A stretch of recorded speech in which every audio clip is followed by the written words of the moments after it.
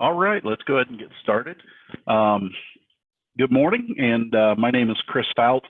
I am co-chair of the Safety Committee for CURT. Myself, along with Kevin O'Shaughnessy, my other co-chair, would like to welcome you to our 2020 Safety Summit via Zoom. It's a new format due to our current pandemic protocols, but it still allows us the opportunity to meet and interact with each other versus being in the same room physically.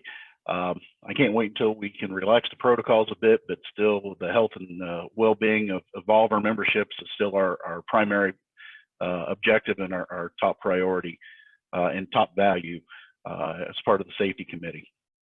So today's summit is entitled Human Organization Performance, Shifting Perspectives on Safety Management. For those who attended yesterday's plenary session, we had a great kickoff with Jessica Richardson with the Bureau of, not Bureau, but the Board of Certified Safety Professionals. And she did a great job of teeing up the topic of human and organizational performance and shifting the perspectives on safety management. Also, just to let everybody know, Jessica was a dynamo. She did the majority of the work on putting the summit together, and Kevin and I really want to thank her for her enthusiasm and the great agenda that was put together. When developing the summit, one thing that I always ask is that we provide topics that are going to be timely, forward-thinking, and can provide guidance for immediate use by our membership. And I think our agenda, our topics actually hit that out of the park with today's agenda. Let me do a quick share here. There we go. So hopefully you should be seeing the agenda for today. Just as a side note, all of today's presentations can be found on the CURT meeting app. I know many people received the email with the download information in it. So as far as the way we're structured, today we will have basically two 2-hour sections with 2 presentations each. After the presentations, we'll offer a couple minutes to ask questions, but we would if time permits, but we will have panel discussions at the end of the first segment and at the end of the second segment. But so opening today, we'll be having a keynote address from Cal Beyer on suicide prevention, and then we'll also have a presentation by Kevin Sells with United Group Services on how they've implemented probably one of the better suicide prevention programs that I've seen out there, at least in the Appalachian area.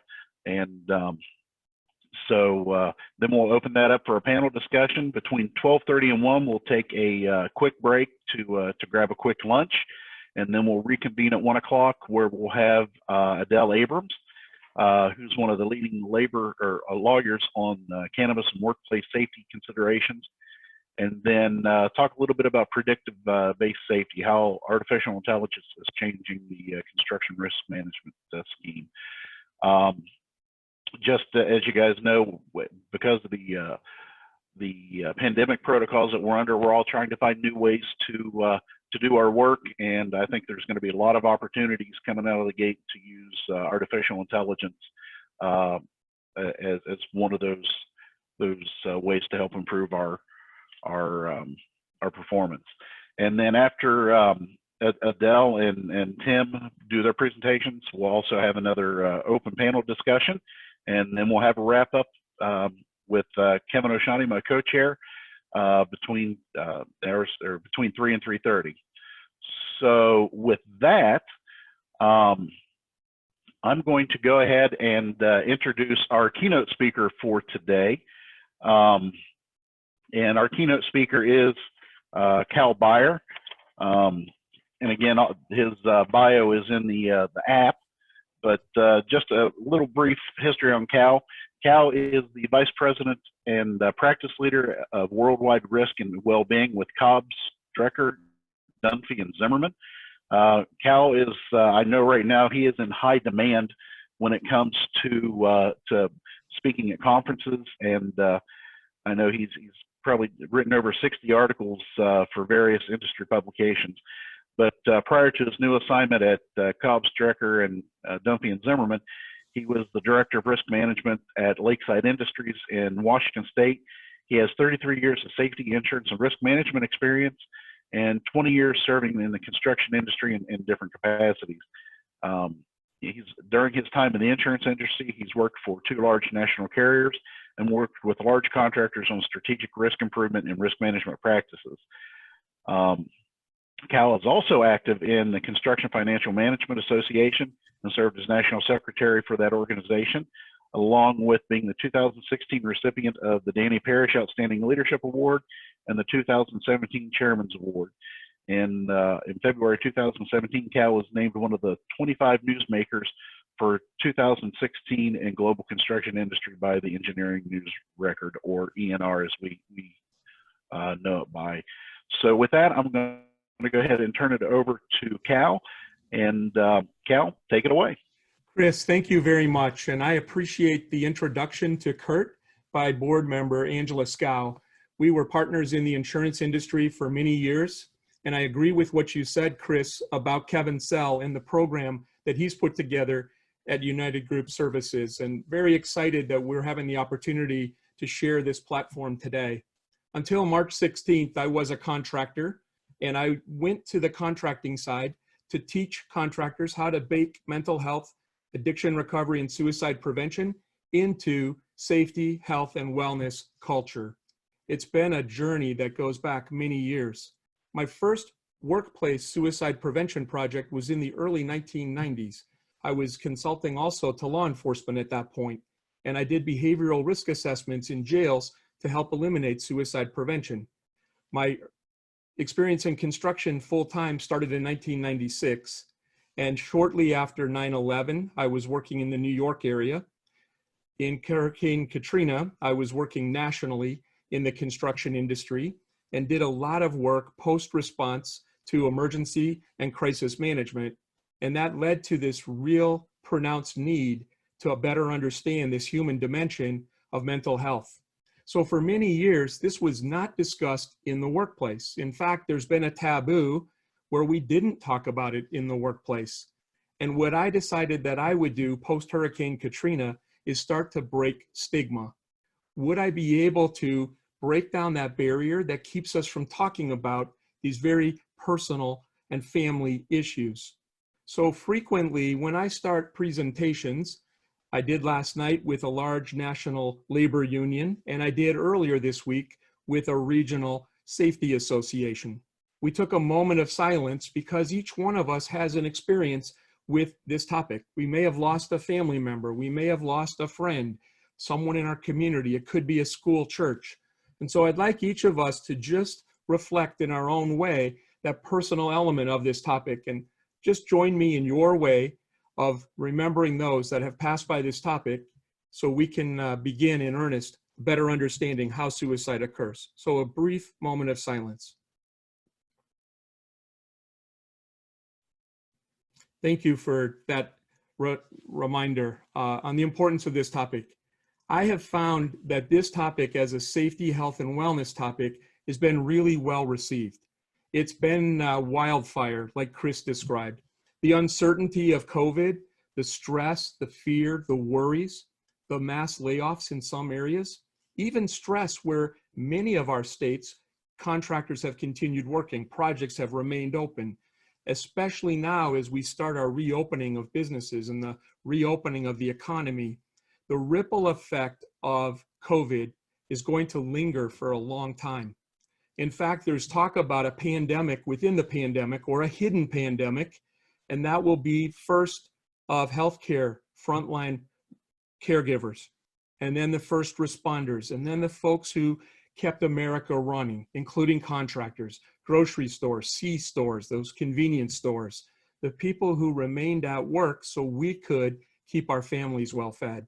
And inside our homes, where we've been sheltered in place with work stop orders, schools have been closed, the balancing of single parents or even dual parents guiding their children while they're trying to get work done frequently from their home. that ripple effect is going to be huge. And so the timing of this topic couldn't be better. This topic is a public health concern. Some people use the word epidemic, some people use the word crisis. I think they're appropriate, but I tried to just put this into perspective. This is not new. Substance use, alcohol dependence, and mental health conditions all pre-existed COVID. They're just being exacerbated. And so since 1999, there's been over a 30% increase in the rate of suicide. In 2018, the last year that final data is available, there were 48,344 deaths by suicide in the United States. Globally, that number is over 800,000. And sometimes people ask me about Canada, another 11,000. So it's a very somber topic. Construction is known as a high-risk industry. Today, we're going to talk about some of those risk factors. I've broken them down by industry, culture, and then company factors, job stressors, and work style, lifestyle changes or choices that people make. The good news and the most important message today is that suicide can be preventable.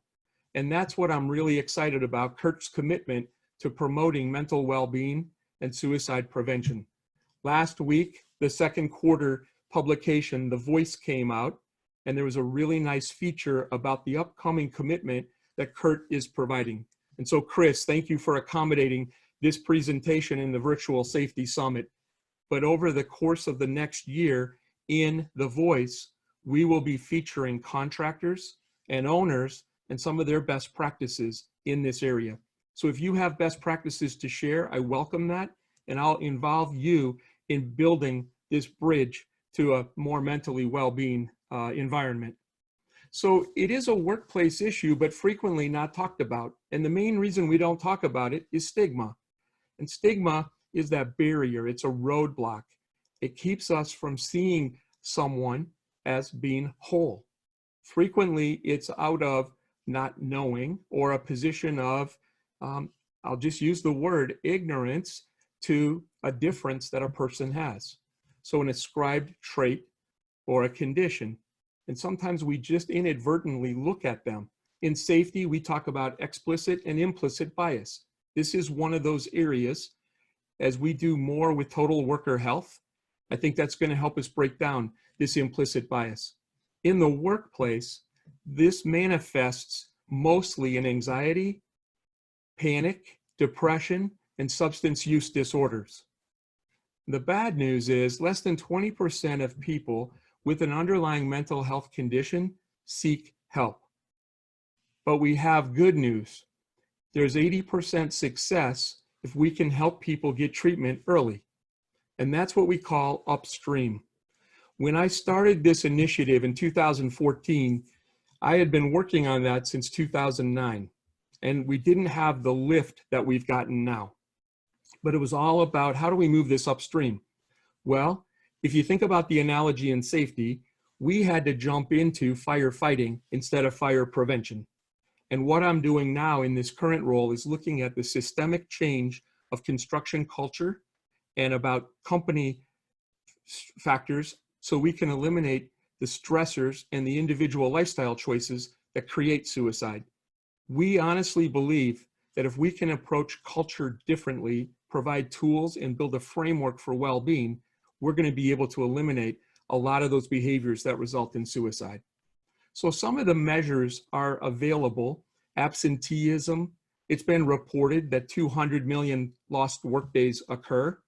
And that topic of presenteeism, when someone is distracted and disrupted at work. In construction, those lead to safety and quality incidents. So when people say, Cal, is this really a safety topic? Absolutely. We wouldn't allow someone to work at heights without proper fall protection training and equipment, or engineering controls, handrails, guardrails, etc. And likewise, in a confined space, we wouldn't allow them to work without having appropriate protection, atmospheric monitoring, forced air ventilation, a confined space entry checklist. This is very similar. Why would it be acceptable for us to allow people with distraction to work without addressing those total worker health components? So I don't use a lot of statistics because it takes away from the individual. And every presentation I do, I'm focused on the one person that we could help. But the harsh reality is there are 133 deaths by suicide each day. And that number is believed to be grossly underreported. That's one reason I don't focus on it. But at 133, it's about one every 11 minutes. The hard part is 10th leading cause of death for all ages. And if you look at that shocking statistic, second leading cause of death for males.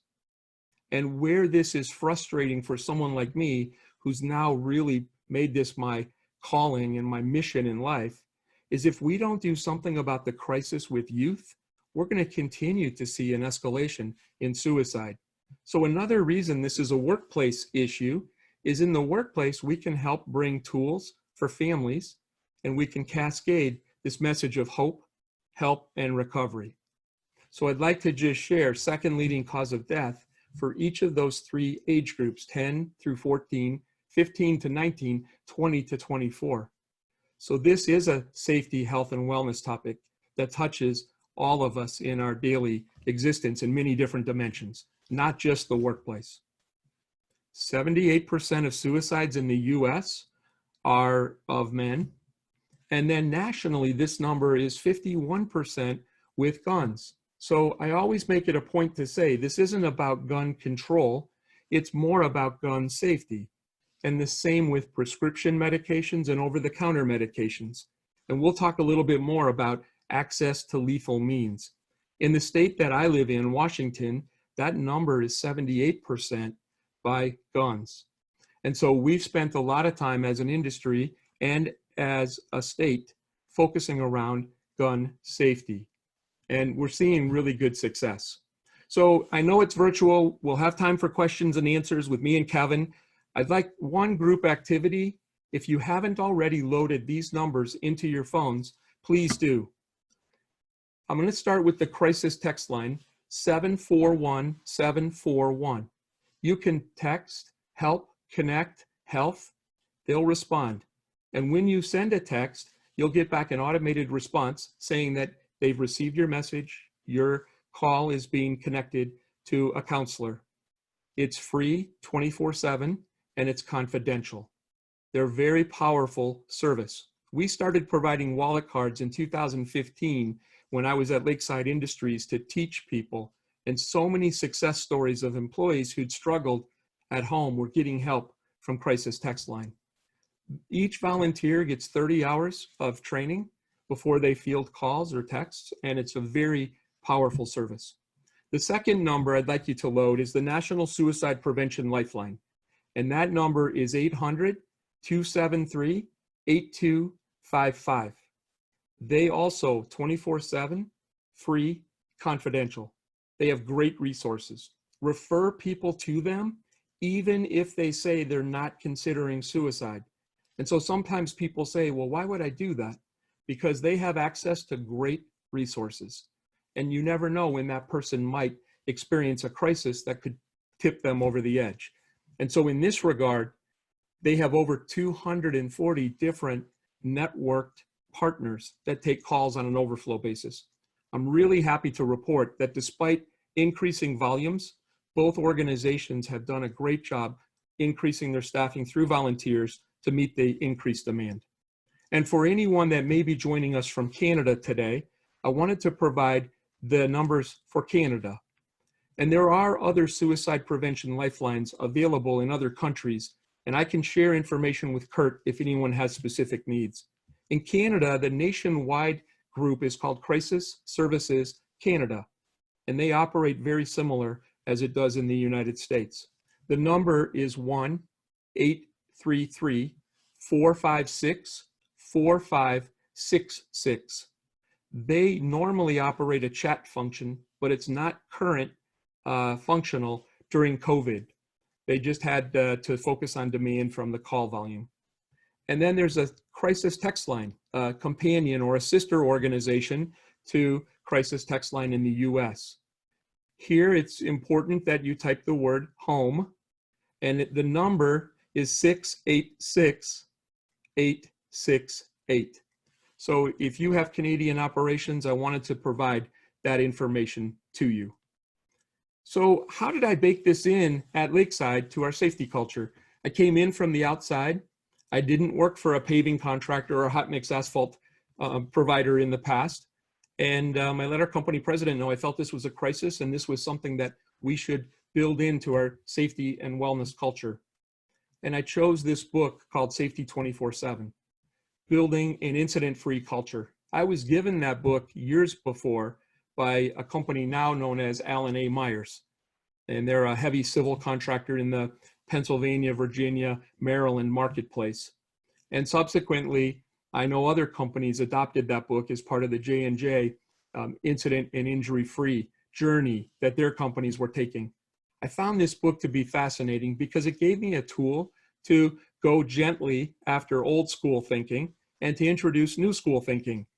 What I really liked about it is its emphasis around personal responsibility for safety and then crew responsibility that was shared, looking out for one another, kind of a soft, gentle approach to being my brother and sister's keeper without it being preachy.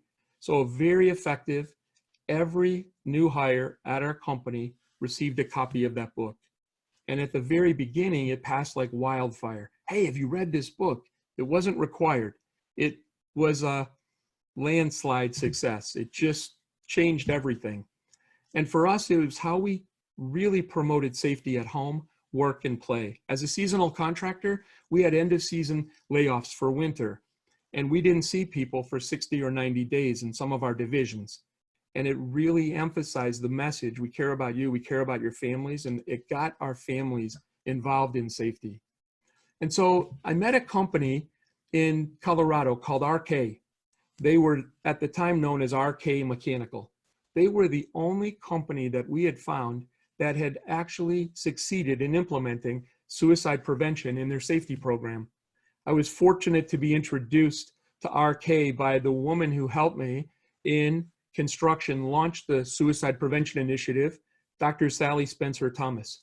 She had worked with this company, RK, took me to meet John Kinning, their COO, and I have deep admiration for what this company has done.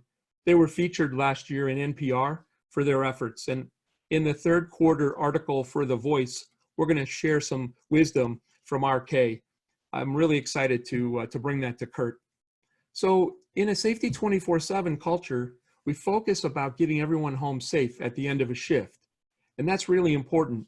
John and I talked about it's more important for people at risk to get people back to work safe from home.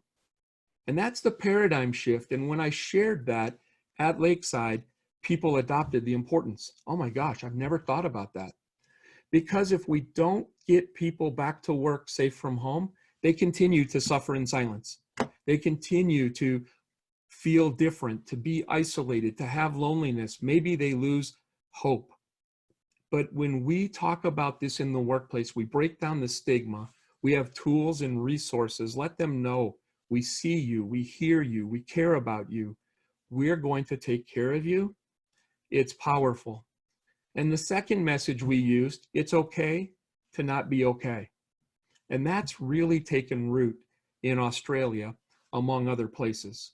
And so we started adopting some of those best practices, and that became really powerful. So I said the most important message today is that suicide can be preventable. The second message that's really important is that language matters. Despite our best efforts at prevention, we may experience the sting of suicide at work, in our communities, at home. And it's important that we think about how do we treat the deceased with dignity. And we need to treat mental health like we do physical health. And the words that matter most are die by suicide rather than how the media portrays this. The media for years portrayed this as someone committing suicide, and that blames the victim. It ascribes that blame on that person's actions. So there's a few things that are really important. We teach the media And in all of the articles that have been written in the construction trade since November 1st of 2015, we have taught about die by suicide and take away that blame. And so we don't say someone committed cancer or brain tumor or cardiovascular disease or committed soft tissue injury. We say they experience or they're been diagnosed or sometimes even they're suffering. We'll get better at teaching more people better ways of doing it. But the most important thing in this area is communicating with dignity. And so it's not about death. Suicide is about stopping pain. Many individuals who go to that act have lost hope, mostly because of pain, suffering, a struggle, and losing hope. It's not that they want to die, they want that pain to stop. And how do we know that? Survivors have shared those stories. And survivors share stories and personal accounts of regret. They're grateful to be alive. Very few people go on after an unsuccessful suicide attempt to die by suicide. It's game-changing. And then one other reality is many times people say, well, aren't people who die by suicide just selfish? Aren't they weak? Is it something that they could have done to be stronger? Absolutely, on the resilience part. And again, if we talk about this in the workplace, we can make people stronger and we can give them the strength and courage to seek and accept help. But the reality is there's nothing selfish about it. Most people are trying to avoid being a burden to their families. It's truly unselfish in many regards. And so when people say a person is weak, I let them know about a friend I've acquired in this journey named Kevin Hines. Kevin survived a jump from the Golden Gate Bridge at age 19. He is a dynamo on mental health and suicide prevention. He tells his story on his website, the Kevin Hines story, and it's listed here. Kevin is a champion for suicide prevention the world over.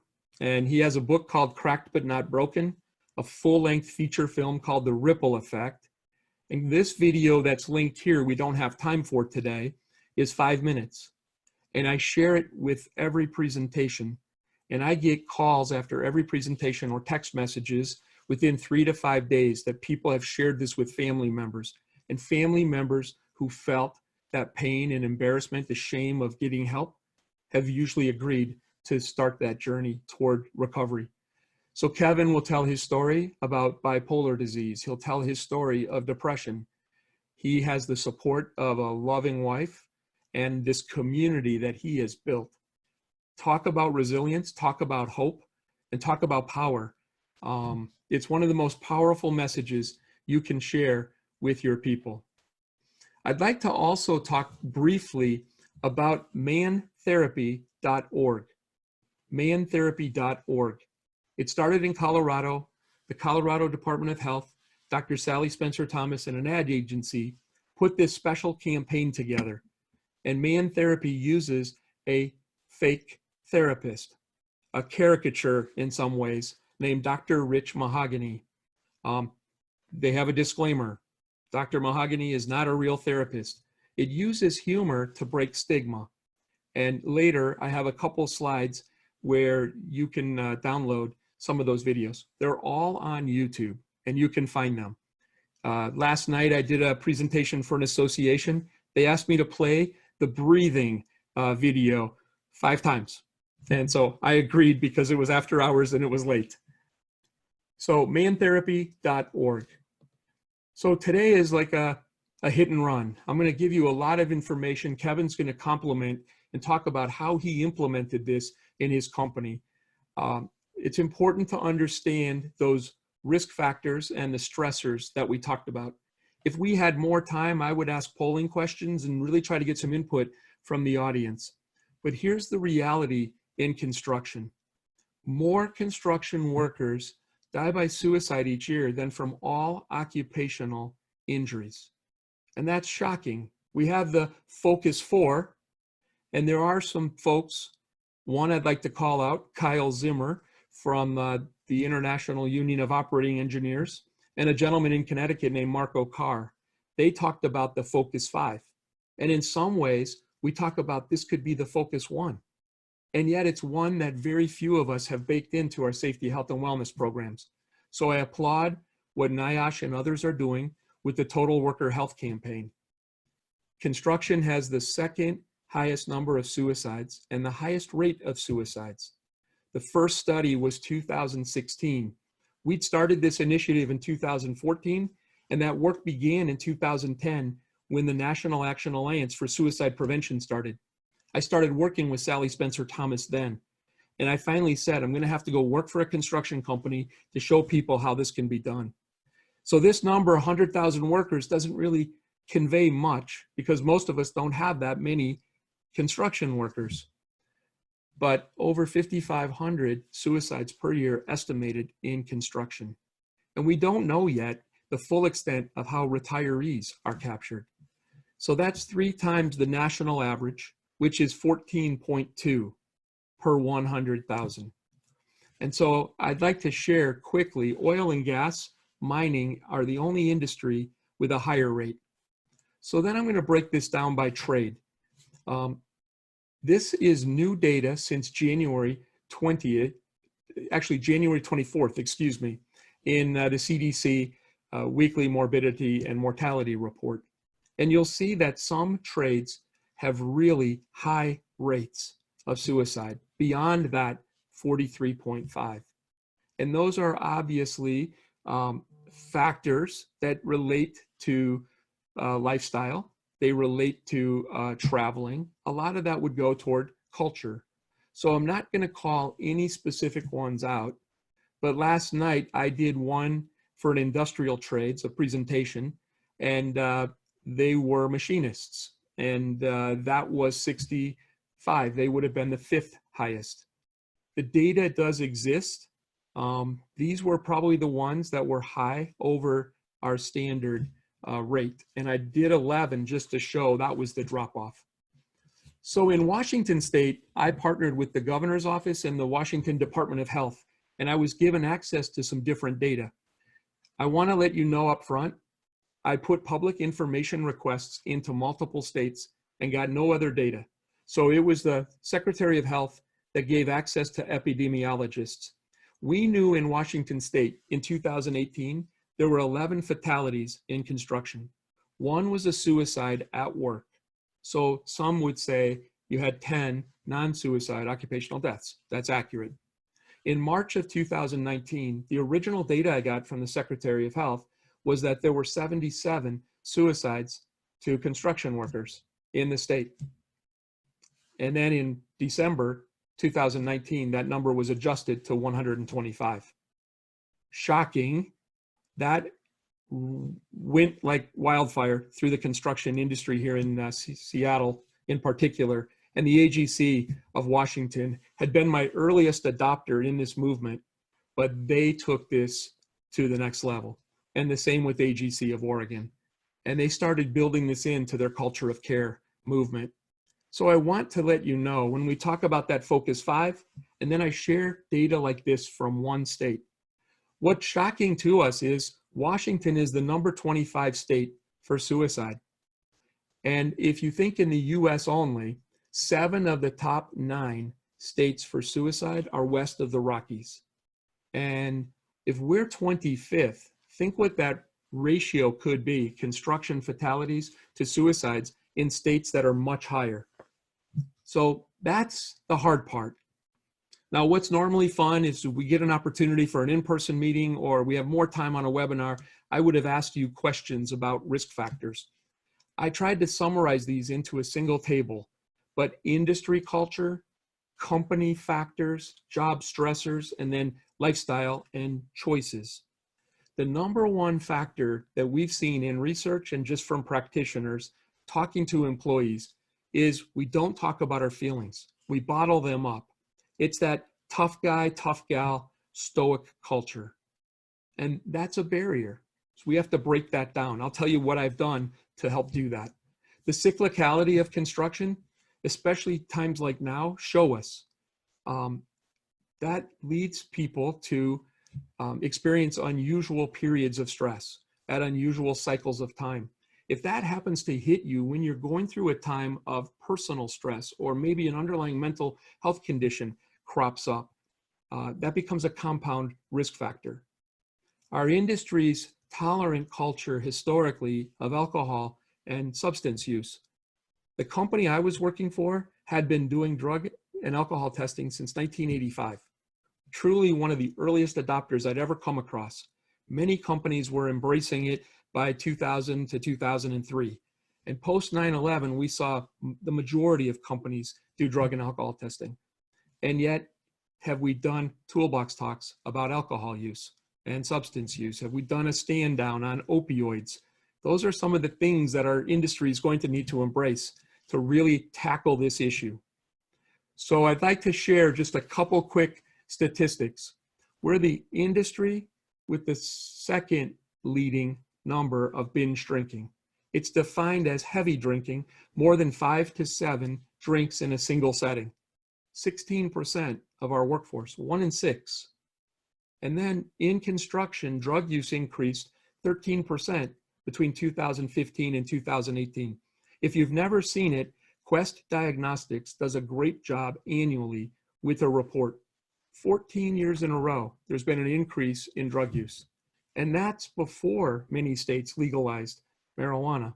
And so we need to think differently about substance and alcohol use if we're going to really tackle this issue and just do our regular jobs as safety and health professionals. So there are other factors that are there. The family separation, the long commutes, the overtime, mandatory overtime, 6-day work week. When the sun is shining, we got to make hay. That all goes into an inordinate amount of stress. On the company and job level, more work is being pushed to nights, especially to meet accelerated schedules. That's probably more on the heavy highway side, but we're seeing more and more of that. One big factor that companies are changing is when they do promotion, they're starting to provide supervisory skills training to their leaders. And so I think we were a little slow. I know CURT's been advanced, so I give you credit for all the work you've done previously on workforce development and the standards and the guidelines and all the networking that you've done to bring solutions to our industry.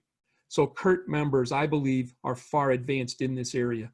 But the rest of the industry, a lot of your subcontractors might be struggling with this. So they're going to be looking for leadership from CURT companies. So the out-of-state travel, the man camps for companies that are working in remote locations, and the number one factor here that project managers and superintendents tell me is the humiliation and pressure of a bad job. They define that daily scorecard in 5 areas: schedule, budget, productivity, quality, and safety. And they say everyone knows what jobs are winners and which are losers. And they say being on a bad job, especially if you're responsible, it's unbearable to go back to work. And on the lifestyle issue, a lot of perfectionism. We work with our hands in construction. We take pride in our work. When we have a quality defect or we make a safety mistake, it beats us. Some people into the ground, and I hear people talk about, I feel crushed like a grape. I screwed up today. And we need to find a way to be tolerant, and we need to find a way to put that back on, hey, we got your back, we can help you. The chronic pain of a career in the trades, the soft tissue injuries, the musculoskeletal disease that we see, it's very important that we find new alternatives to opioid pain medication. And then things like continuing our work on engineering controls. Some folks do have this fearless, risk-taking behavior in construction. You think about some of the activities we do in our spare time, that does come into the workplace, and engineering controls are going to be a great way for us to remove access to some lethal means. So I know our time is going to be limited today. I hope we can view this as a continuing journey. I'm going to write about this in The Voice over the next year. I'm looking for opportunities to partner with Chris and your committee, folks like Kevin. We're going to continue to do things like case studies for the Center for Workplace Mental Health. And Kevin wrote one. I haven't responded to you yet, Kevin, but I'm really excited to share that with the center. Your story is going to motivate others. And when we come back to stress, It manifests in different ways. I've given you a sign here.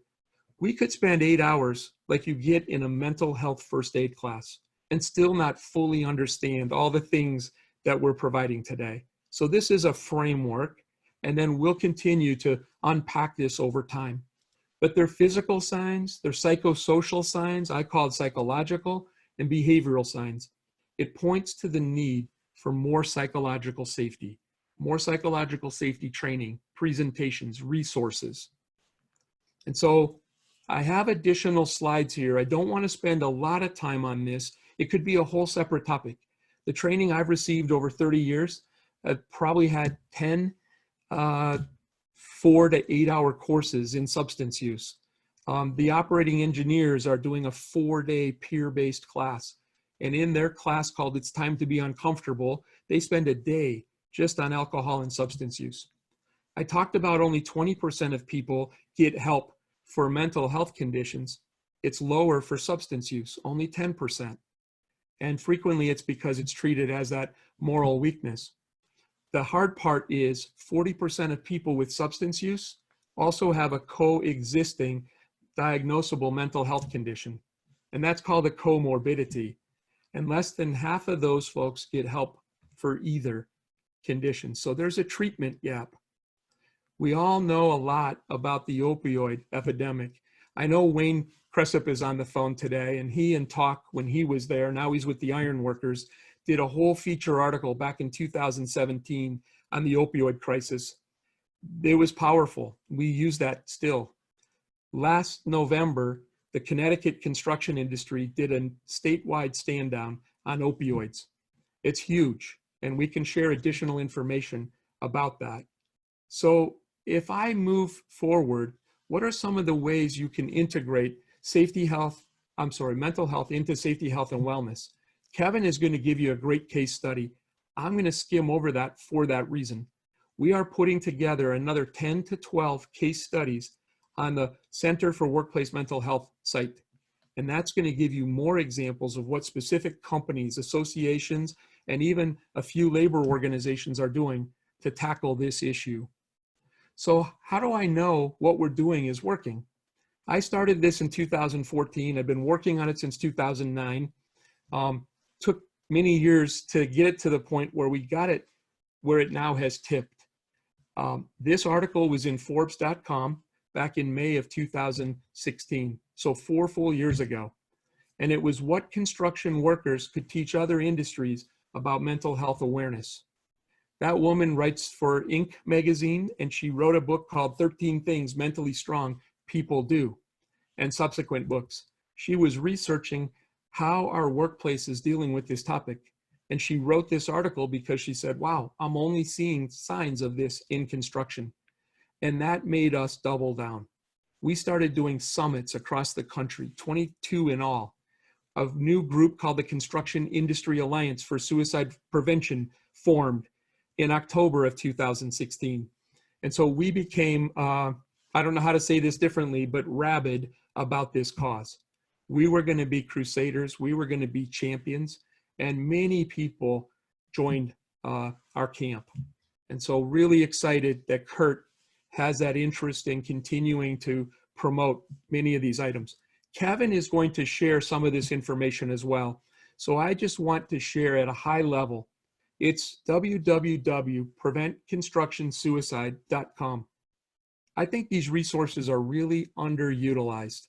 We promote them in every presentation. I want to encourage people to make it a favorite and just commit to going and really digging through this website. Share it with your suppliers, share it with vendors, share it with your insurance, legal, accounting partners, share it with your leadership in your companies. We titled this presentation, Why Mental Health and Suicide Prevention is a Construction Leadership Issue. This is a time for bold leadership. So a few of those items that exist are posters. And Kevin, I know you've got some of those in your presentation. I hope you'll share how you use them at your company. At Lakeside, this was the first one I used. It was to let people know we're going there. We're going to talk about this. I want it to be as unawkward as possible. Mental health can't be fixed with duct tape. And then it was, we're in this together. We have those posters available in English and in Spanish. So here's an example of Spanish. I wish we had more languages, but this was all done as volunteers, doing this in our spare time. But if we were to get funding, there is a need for posters in other languages. And so just a couple of examples, English and English, Spanish. So this was the featured artwork in the CURT voice. And so I wanted to show you English, Spanish, and it resonates. I've seen these used in Arizona, California, and in Texas very, very well, also in Colorado. And for the Women Build Nations presentation, we had the artist provide us a couple, actually 3 posters. I think I just showed 2 today. So we do reflect more diversity. So really quickly, I'd like to highlight 2 additional things available on that website for the Construction Industry Alliance. There's a group in Australia that has US and North America operations called Living Works. They're offering their START training program free until May 29th. And so that's available. There's a link to the registration form. Even before it became free, it was cheap at only $15. It's a 60 to 90 minute interactive learning tool. And it's a very effective way to learn more. And then there's also anonymous screening tools available. And I encourage people to do these yourself, share it with loved ones, share it with friends before you talk about it with employees. Get comfortable talking about how this could be helpful. So they're free and anonymous. The company that offers that is MindWise. Someone else asked me for any other source. Mental Health America offers a whole page of probably 20 different customized screening tools. Both are very, very good next steps. So I know I have just limited time. What I'm going to propose is these are in here. If CURT would like to do a longer presentation, we can teach a model called Learn Saves Lives. That model is a 5-step plan using that acronym LEARN. And each letter stands for a step in this conversation. I knew we wouldn't have time to do it. I wanted to familiarize you. But if CURT has an interest, even after COVID, anytime in the next year, happy to do that. I'll get a co-presenter. I frequently do it alone, but it would take us 45 minutes to an hour to properly give this topic. The way I do it is I use these things called pocket packets. So in February in Chandler at the National CURT Conference, we presented pocket packets in little yellow coin envelopes, and they contained 3 wallet cards and 2 hard hat stickers. Powerful. We can share the artwork. Companies can make their own. Very, very compelling. And I took those to 11 job sites, not Lakeside Industries, last April. And 1,150 people got those handed to them. And people would say, what's this? It's for a toolbox talk. A handout? Yeah. What are we talking about? Suicide prevention. We are? Yeah. I'm going there. Your company cares about you. They invited me to come and share this message of hope. And people were riveted. I was blown away. I thought it was because I was doing it in my company. I subsequently did 7 more for another 1,100 people. Those pocket packets were game changers because it became personal, professional, and portable. I could take it to the job site, and so can you. And so I'll share with CURT the artwork so those can be made. The biggest pain is organizing them, putting them together. We had employees on modified duty that were doing that when I worked for the contractor, but it's worth it. So the 5 steps in LEARN are look for warning signs, empathize and listen, asking directly about suicide, removing dangers that access to lethal means. If someone says yes, if you ask them directly about suicide, you have to ask follow-up questions. Do you have a plan? And do you have the means? And so I really think if this would be valuable, if you would use your chat feature, if you would like CURT to offer that training, I'm happy to provide that for the organization as part of our partnership going forward. And the last one is referring people to the next level of care. crisis text line, suicide prevention lifeline, so many resources. And so that's where I wanted to go. Additional resources in just a little bit of time I have.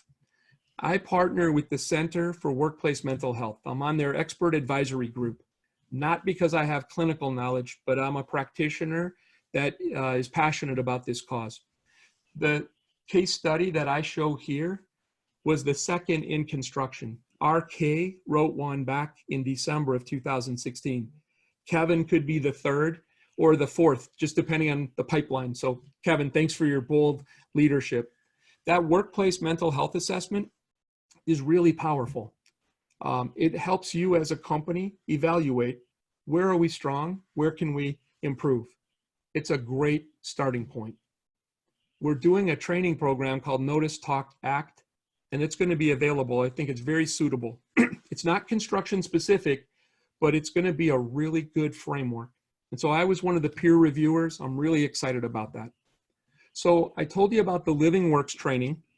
Another place that people really learn great skills. My first suicide prevention training was QPR. It stands for Question, Persuade, Refer. It's an outstanding way to learn conversational skills around personal safety for suicide.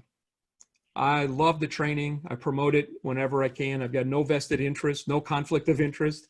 A 60-minute training would cost you $29 plus tax, so about $31 in most states. There are group rates available where it's significantly reduced depending on the volume of training. I wish more construction companies would find ways to break down the barriers to doing that training. If anyone hasn't seen the free downloadable resource from the National Safety Council, it's an employer toolkit on opioids at work.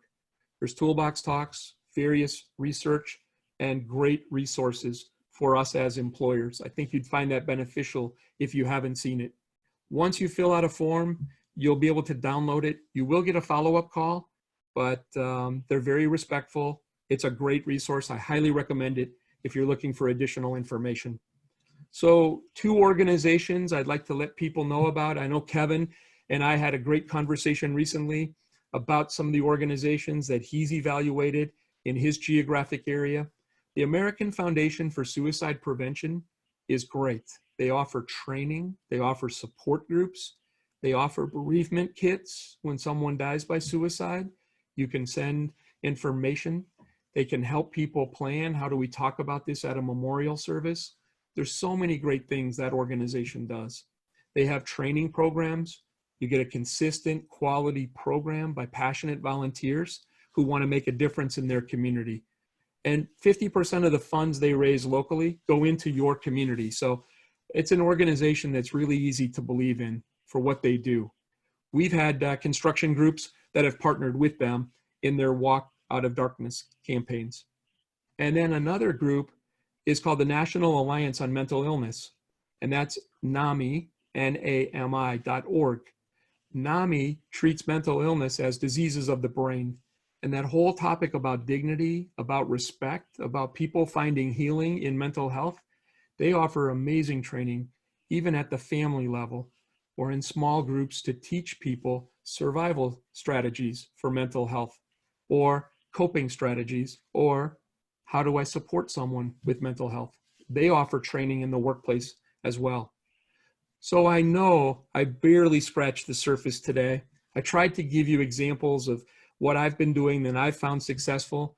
I'm really excited about Kevin continuing this dialogue. We're really excited about the questions and answers. If you want anything additional sent to you, use the chat function.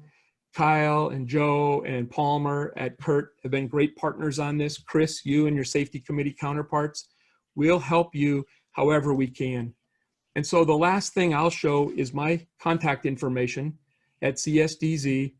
My title is Workforce Risk and Worker Well-Being. I'm fortunate to now be able to spend 100% of my time continuing to move the dial and advance this cause. And I'm very, very thrilled to now turn this over to my new friend, Kevin Sell. And he's going to share with you his journey toward mental health and suicide prevention in the workplace. So I'm going to stop sharing and give Kevin an opportunity to load his All right. presentation. Chris, Well, thank you very much. let me go ahead and, hey, thank you, Cal. And this was an excellent presentation.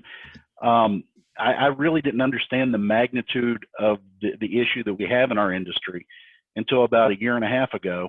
And I was sitting at an Appalachian Construction Users Council meeting, and Jacobs Engineering, or Jacobs, had really started doing some work in this. And I started talking to their local representative in Marietta, Ohio. And he goes, yeah, we've got a program together. And when he started talking the numbers, it really shocked me. And to try to put it into perspective, I always like to use airline analogies for some weird reason when it comes to things like this. But at 15 construction workers a day, Yes. that will be equivalent to one regional carrier jet, one of those little jets that carries 45 to 60 people, going down every 3 to 4 days. Now, if that was happening in the United States, the public would just be outraged, and the FAA would be grounding the entire fleet until they could figure out what was going on. So I think we've got a lot of opportunities here. And Cal, we will most definitely be taking you up on your on the learn safe lives. And we definitely, if we can make that into a whether it's an in-person, face-to-face, whenever we get back to that, Yes. or even if we could do it as a webinar. I mean, any information that we can get out there is just value added to any employer here in the U.S. and around the world. Well, thank you, Chris, very much. Taking you out. Appreciate everything you're doing. Hey, thank you. No, we appreciate what you're doing. So let me give a quick introduction to Kevin Sell. I consider Kevin a friend of mine, and we've known each other for about 6 years now. We met through CURT, and in fact, around the time when I was finding out about the suicide numbers in construction, Kevin and I were talking at a CURT meeting. I said, were you aware that 15 construction workers a day on average? And he goes, I've heard, but I'd not really knew what the numbers were. And I said, well, I've got a presentation that I'm getting. He goes, can you share it with me? Then the next thing I know, like a month later, he's getting a program together. He's rolling this thing out. So he grabbed this thing by the horns. So a little bit about Kevin's background. Kevin works as the CVO for United Group Services out of Cincinnati. United Group Services is an industrial construction firm that works throughout the U.S. He provides corporate oversight of several holding company entities. His education includes technical degrees in fire science and business administration from Northern Kentucky University, a bachelor's degree in safety engineering from the University of Cincinnati, a master's degree in construction management from Clemson, and he also serves as a special government employee for the U.S. Department of Labor. So he's a contributing author to George Burke's second book, Value Centered Leadership. So he's close to being published author. And he also served as the chairman of the Kentucky Occupational Safety and Health Review Commission from 2005 to 2009, and retired from as a professional firefighter after 20 years of service back in 2005. He started when he was like 10 years old, I think, as a firefighter. So, but Kevin also currently serves as chairman of both the National Business Development Committee and Users Summit for Associated Builders and Contractors, and as a member of the Workforce Development Committee here at CURT as well. So, and what little spare time that Kevin does have, because I know he's always on the go, he's probably had a little more spare time with the pandemic and being home more frequently, but he serves as a trustee for Silver Grove Volunteer Fire Department and the Children's Clinical Services Committee chair for the Covington Scottish Rite Foundation, and that manages speech, language, and dyslexia centers for about 20 counties in Kentucky. So with that, Kevin, I'm turning it over to you, my friend, and what you're doing, it's just amazing. Well, thanks, Chris, for that awesome introduction. And to put the timelines correct, it's what happens when you work 2 full-time jobs for 20 years. And if you know paid firemen, they can kind of swing that. So yeah, it's not so much more, even though not so much now, even though I think I'm working more, but I like what I'm doing. So wanted to thank you and Kevin and the CURT Safety Committee for putting this at the forefront. And certainly want to thank Cal for an awesome presentation and the phone calls leading up to this and the support that he's provided, whether he knows it or not, to many of us in the industry that are trying to advance suicide prevention. And although he presented an extremely macro version, and I strongly suggest the CURT organization taking him up on his offer, I'm going to present an extremely micro version. In other words, more of a how-to. So whether you're a contractor or a user, it is our hope that this helps in some way. So the CURT staff have graciously agreed to run my slides in video because I was struggling, and it's probably all my fault. It's probably not Zoom's fault or anyone else's, of trying to transition to YouTube video and then going into the slides. So not sure who's driving on the CURT end, but what we'd like to do is to start with the suicide prevention video. And I can give you the background. It's a self-produced video by us. We, because of suicide prevention, we obtained our own YouTube channel and went forward with this. And then I'll tell you a little bit about the video once it is played. So not sure who's on the other end, but Rana or Palmer or Kyle, if you all could do that, I would appreciate it. If not, I can try to do it from here, but you all might need to give me some time to get that done.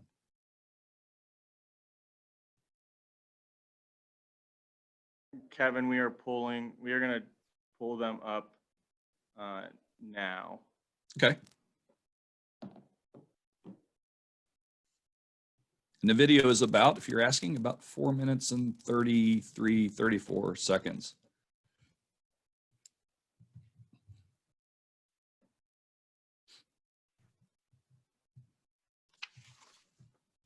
Kevin, we are having a technical difficulty. Are you able to share your screen just in case? I can try to do it now. Okay. My concern is that when we tried to do it before, I was worried about the audio not coming through because it wasn't as loud. I think if you talk to Palmer, that was the biggest issue. I have no idea why coming through my screen, but the video came through, but the audio was just terrible. It was hard to get decent volume. Hey, Kevin, Kevin, this is actually Bruce. If you share your screen, on the bottom, when you see share screen, on the bottom it says share computer audio. And if you don't have that clicked, if you have it clicked, it'll share, it won't come out your speakers and redo it. Okay, So, well, Yep, so go ahead and share now, and I'm going to still work on my end as well. all right, buckle in everyone. This might be a rough ride.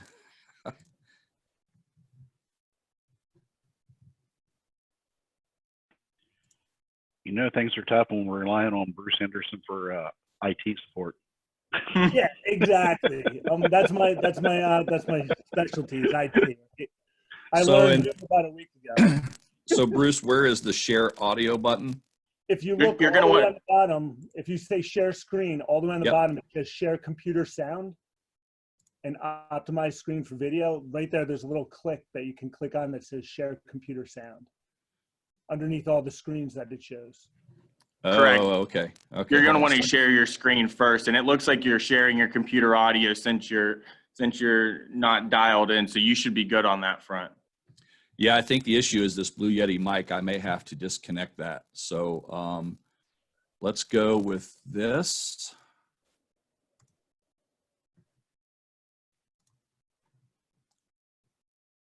And then if you all don't mind, let me know if you can hear the sound.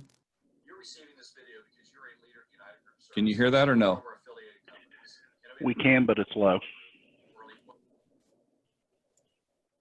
Okay. I'm going to try to unplug the Yeti, so I will not have the mic. Just give me a thumbs up or thumbs down, Chris, if you don't mind. Make sure the volume of the video is all the way up.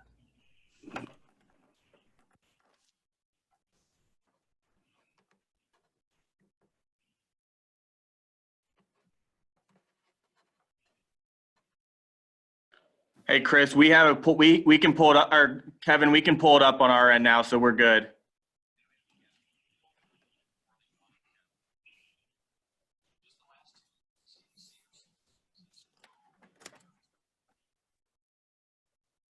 Deaths in construction.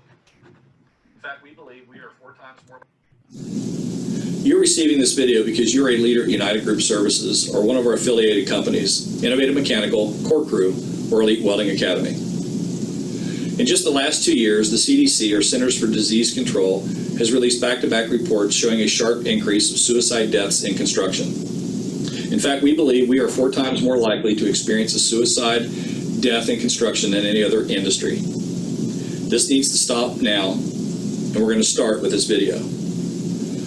Our program that we're launching is endorsed by the senior leadership team, our president, and our CEO. We're not aware of any suicide cases within any of our business units, and we feel completely blessed to be in prevention mode and not sending this out as a reaction to something that's already occurred.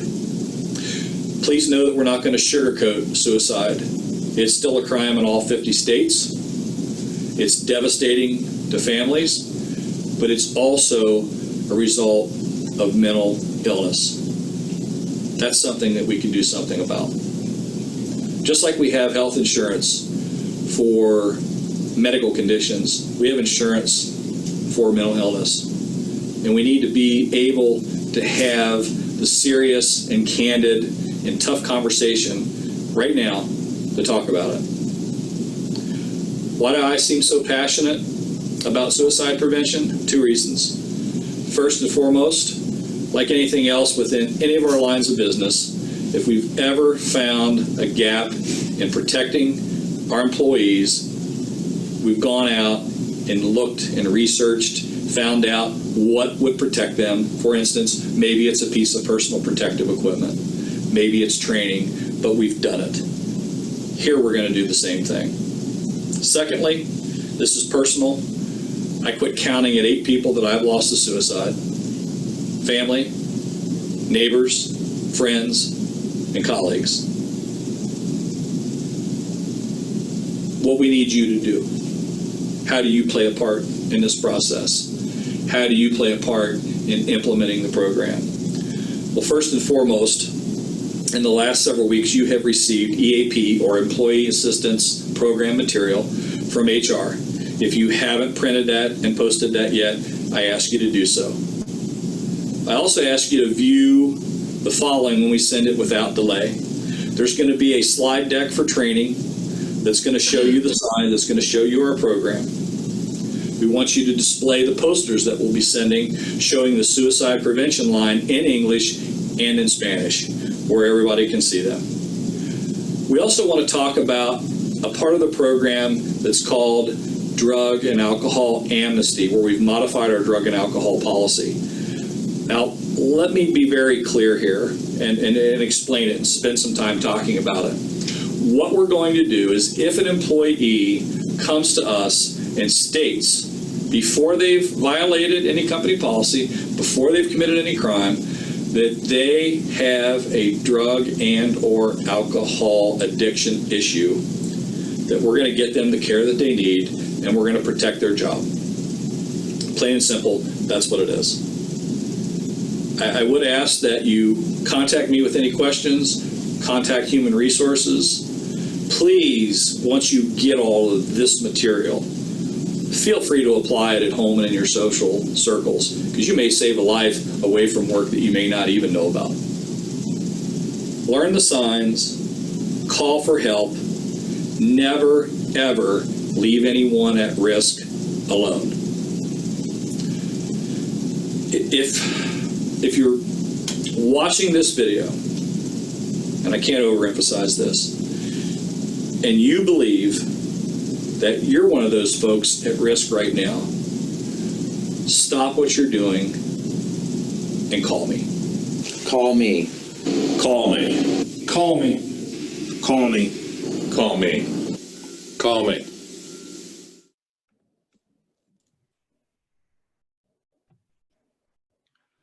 Thank you, Kyle. I've got the mic back. I can see some of the applause. Thank you. Thank you all very much. Kind of take that, don't consider that when you're doing these, and the virtual formats are a bit new to us in general with this many people. So a little bit about the video. Yes, it was YouTube. We have a person that's an instructor in our weld school that has a YouTube gym shoe channel. He loves gym shoes. And he came over and had some very sophisticated equipment. We went out, he needed a MacBook and some other stuff to do what he wanted, and opened the YouTube channel. And this young man shot that. I'll admit it took about 20 takes. But what's important to note about the end of the video is that the entire executive team wanted to participate. But all of y'all on this call understand that usually there's a champion of an issue, especially when it's safety and health. And technically, they want to, but you can't put them in that position, because then they're going to read something, or they're going to go off target, off topic. So we simply, because the call me is so important, each of those folks at the end run one of our business units. And the second to last is the president. And the last person is our CEO and founder, who started this company in 1982.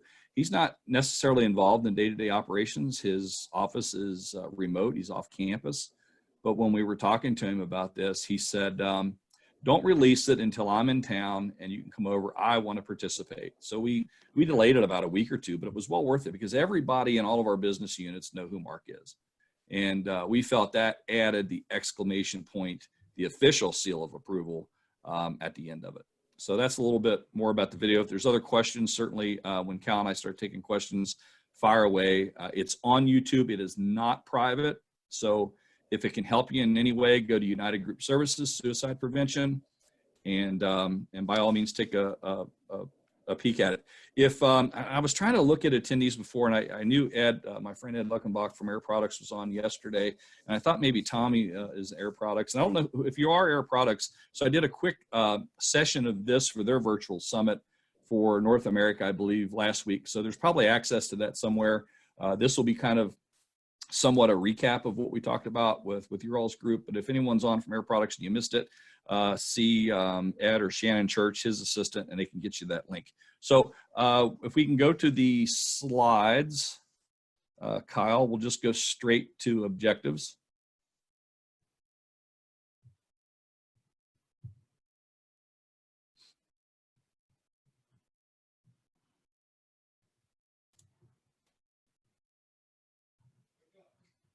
Kyle, are you doing that, or do I need to somehow change that over? Are you able to share your slides? I'm going to try. You should just click share screen and then it'll pop up.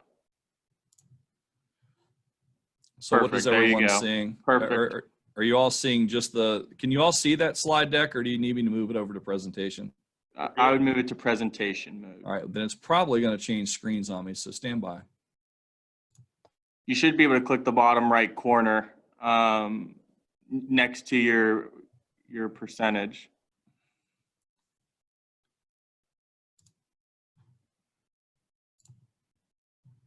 It didn't switch, did it? No, but we could see your whole presentation if you want to go from there. Yeah, hold on a second. What I'll try to do. Bottom go right, back. Kevin, if you click right next to your battery percentage. Are we on it now? There you go. Perfect. Okay. Wonderful. Thanks, Herb.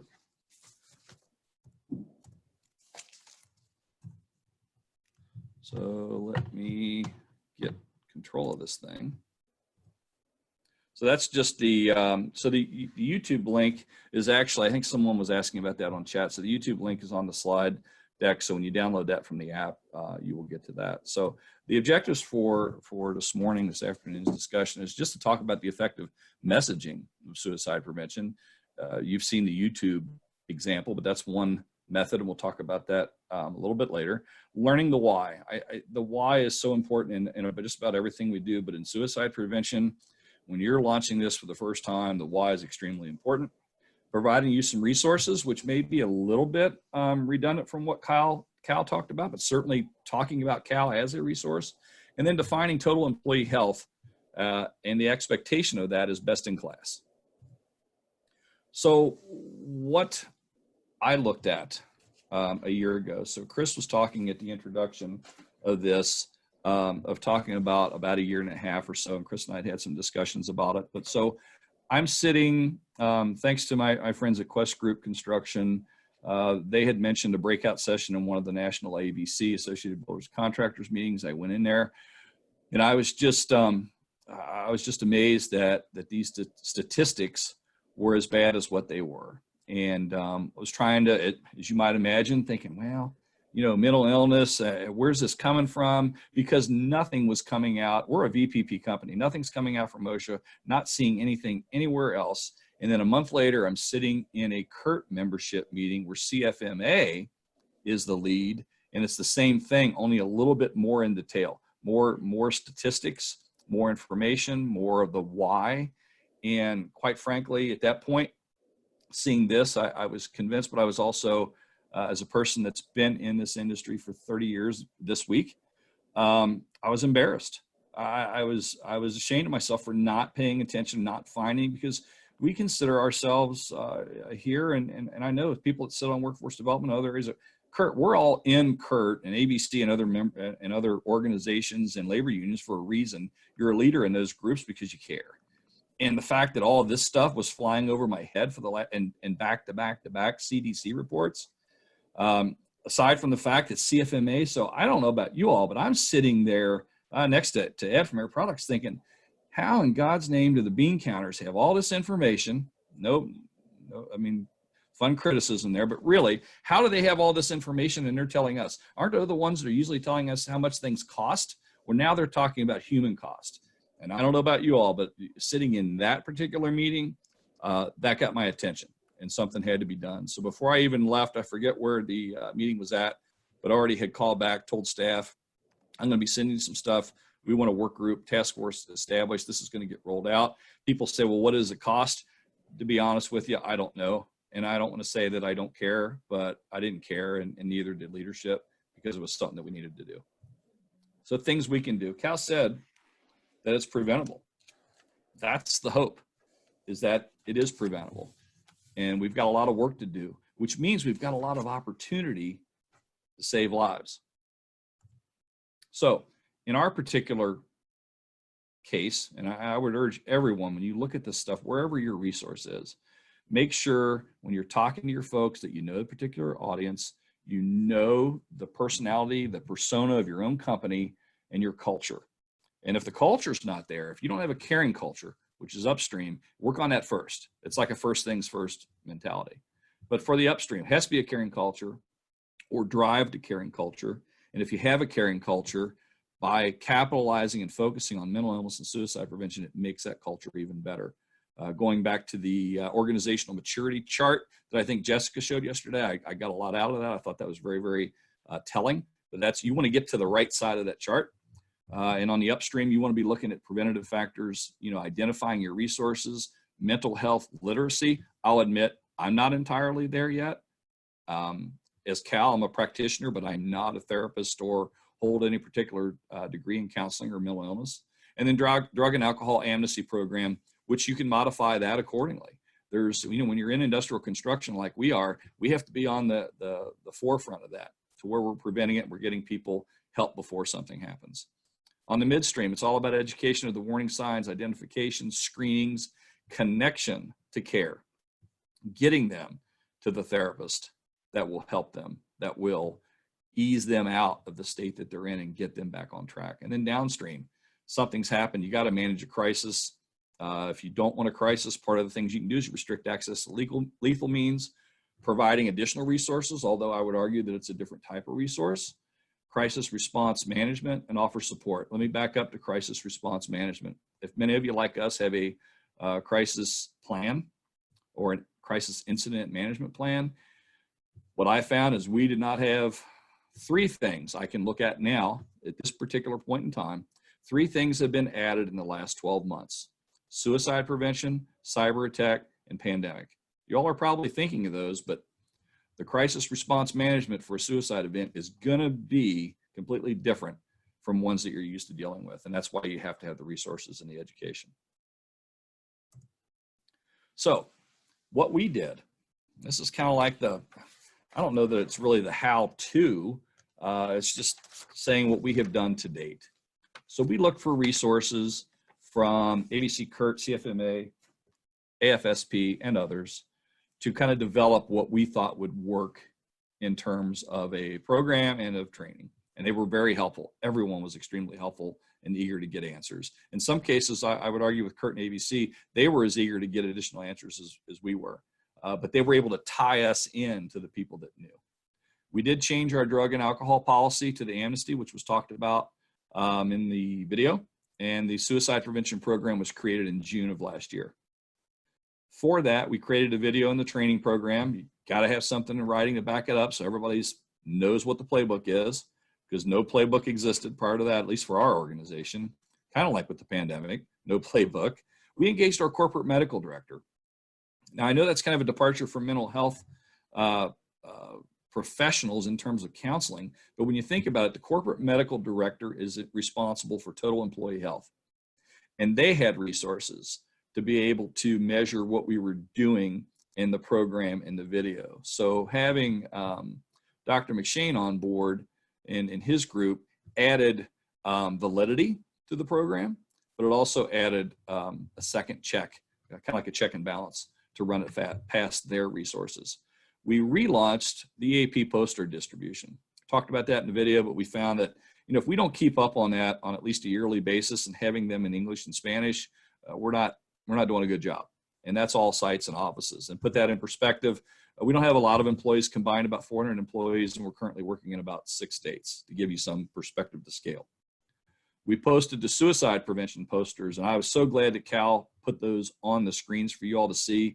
Those are phenomenal. They're easy to get to a printing vendor. We put them up in English and Spanish with the helpline. So that's everywhere.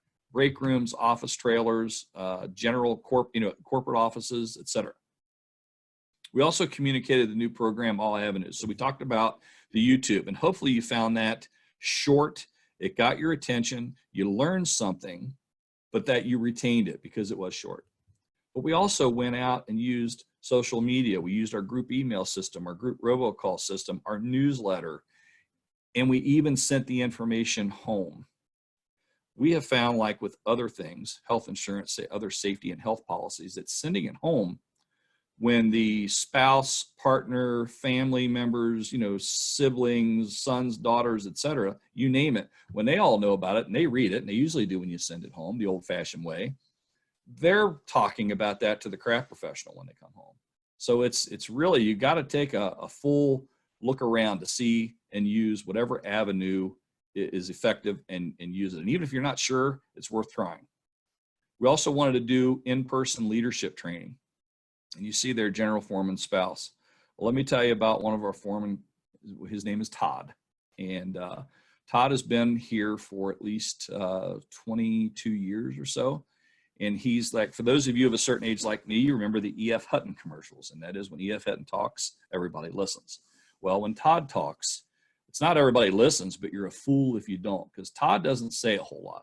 And Todd, by his very nature, is fairly cynical of everything and suspects everything. So we launched the video. A day later, I get a voicemail that says, "Hey, Kevin, this is Todd. Give me a call." That was it. And that's normal for Todd. So we had the phone call, and he said, "Hey, I just wanted to talk to you about the suicide prevention video." And I have no idea what to expect. I'm thinking maybe he picked out something that was wrong, or we said something wrong. And he said, it was absolutely amazing. And he said, I showed it to my wife. And what you don't know about my wife is that she sits on the board of the Ohio Association for Suicide Prevention. Bingo. So what he thought about it was immaterial. He was already convinced, because she apparently spent the 2 hours after that video explaining to him the why and everything else. But he also knew, because it stemmed from a family situation.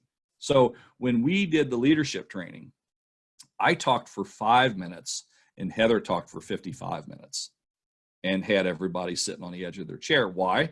Because we have never brought a foreman's spouse in to do any kind of leadership training. And then we combined that with the other resources that she brought to the table, including the training of our HR personnel, which was just awesome. So it really hit home. It made a difference, and it was different. They didn't see it coming. We didn't tell them that Todd's wife was going to be there, just because we wanted to have the best impact. So we've also scheduled this as a periodic, suicide prevention is scheduled as a periodic safety topic for our daily meetings. It's now the focus 4, is now the focus 5, because quite frankly, even though we're VPP, we don't care whether OSHA is going to do it or not. We all know that OSHA means well, but they're minimum standards. And if you're in CURT, you better be ahead of the OSHA standards. So that's what we did to add that, so that it's just not a one-off, and we're not only talking about it once or twice a year, but there's a periodic point to where all sites are covering this. And we treated it, for me, treated it exactly the same way that we did. We totally revised fall protection in the 90s. Those of you of a certain age will remember when, if you had a body belt on and a single rope lanyard, that you were considered protected until the studies come out and show the injury and sometimes fatalities by using simple, basic, incorrect fall protection. What did we do? We went out, it's full body harness, 4-foot rule or less, no ladder rule, retractables, lanyards, extended lanyards, double lanyards. So we knew that because why? It was killing people. Well, suicide's killing people, so let's do something about it. So that's the best analogy that I can give you, because it worked for us, and that's the way that we explained it. And the ones that have been around a while in leadership, they could tie the two together. And then we added this as an emphasis in our COVID-19 plan because I knew, look, when we had we'll just call it designated survivor protocol enacted, where they wanted, our founder went to his farm, our president stayed here, and they asked me to work from home. Look, I'm going to be very candid. I had a mental illness aspect of being at home and being confined and not knowing how bad it is and not being able to see people. It took me about a week to work out of that funk. Well, what's it going to do to the craft professional? So in fact, I just added, we have a call tomorrow for all employees. So all 400, we're 400 plus people are going to have a call-in number. And we want everybody calling in because we have to be socially distanced. We can't have a crew call anymore. So we're having everyone call in where the president's crafted a message just to tell them that we're still on top of this and everything's going to be okay. So it's really centered around mental illness as it pertains to COVID-19, because we're doing everything else on the physical aspect of COVID-19, but we need to address, again, the mental aspect of it. So those are things that we have done in some cases tomorrow that we're going to do. We feel that it's been a good program, but when we talk at the end, everything is not absolute, and we know that all too well based on the industry that we're in. So why this matters? Hopefully, you are a member of CURT because you care and the moral obligation is implied or given, and your focus is on total employee health. But sometimes the why is the where. And I don't think this pertains to anyone on this particular summit, but I do think that there are people out there, and I'm going to tell you why.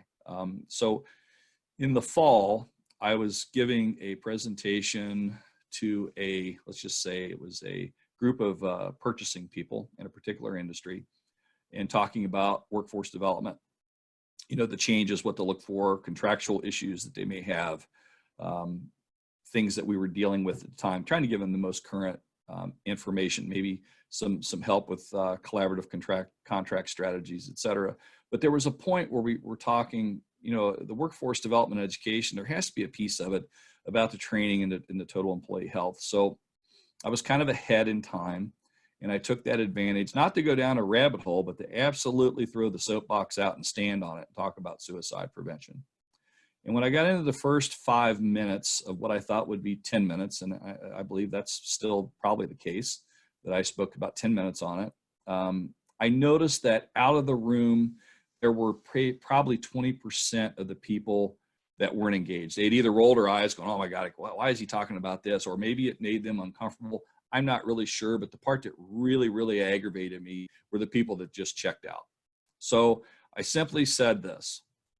For those of you that are here that you don't feel that this matters because it doesn't pertain to workforce, maybe you now will have, after I'm finished, a selfish reason to care, because where these incidents are occurring are not in my office, they're not on my job trailer, they're not in my truck or vehicles or our company trucks or vehicles. They are on your footprint, your job site, your property. And we're going to manage it, but you need to care. You need to support. If a contractor is trying to do this, you need to do this with your own business entity. And that seemed to turn almost all the people around, but I'm not naive. I know that there were probably still a few that decided it didn't matter. But sometimes the where is the why, and the why is the where. So resources. Cal talked about, preventconstructionsuicide.com, CFMA, CISP, CURT, ABC. You can call me. There's the information right there. Obviously, the best resource is you. That's why we said call me. But I would also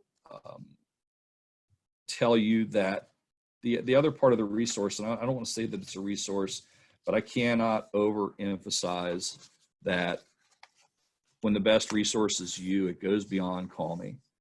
It is never leaving someone at risk alone, and provided that you know it. And I would also add as resources, because I know they've been involved.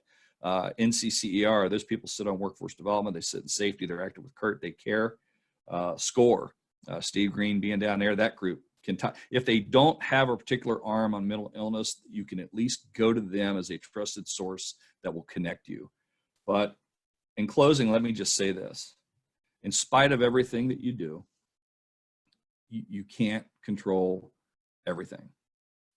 And we had a situation almost 3 weeks ago where we had someone that works for a temp company, but he was working in our fabrication shop, that came in on a Friday and told the shop manager that he just wasn't feeling good. His dad had been diagnosed with a disease, and his girlfriend was giving him trouble, and he just didn't feel like working, and he needed some time off to to sort through things. And the shop foreman did what he was supposed to do.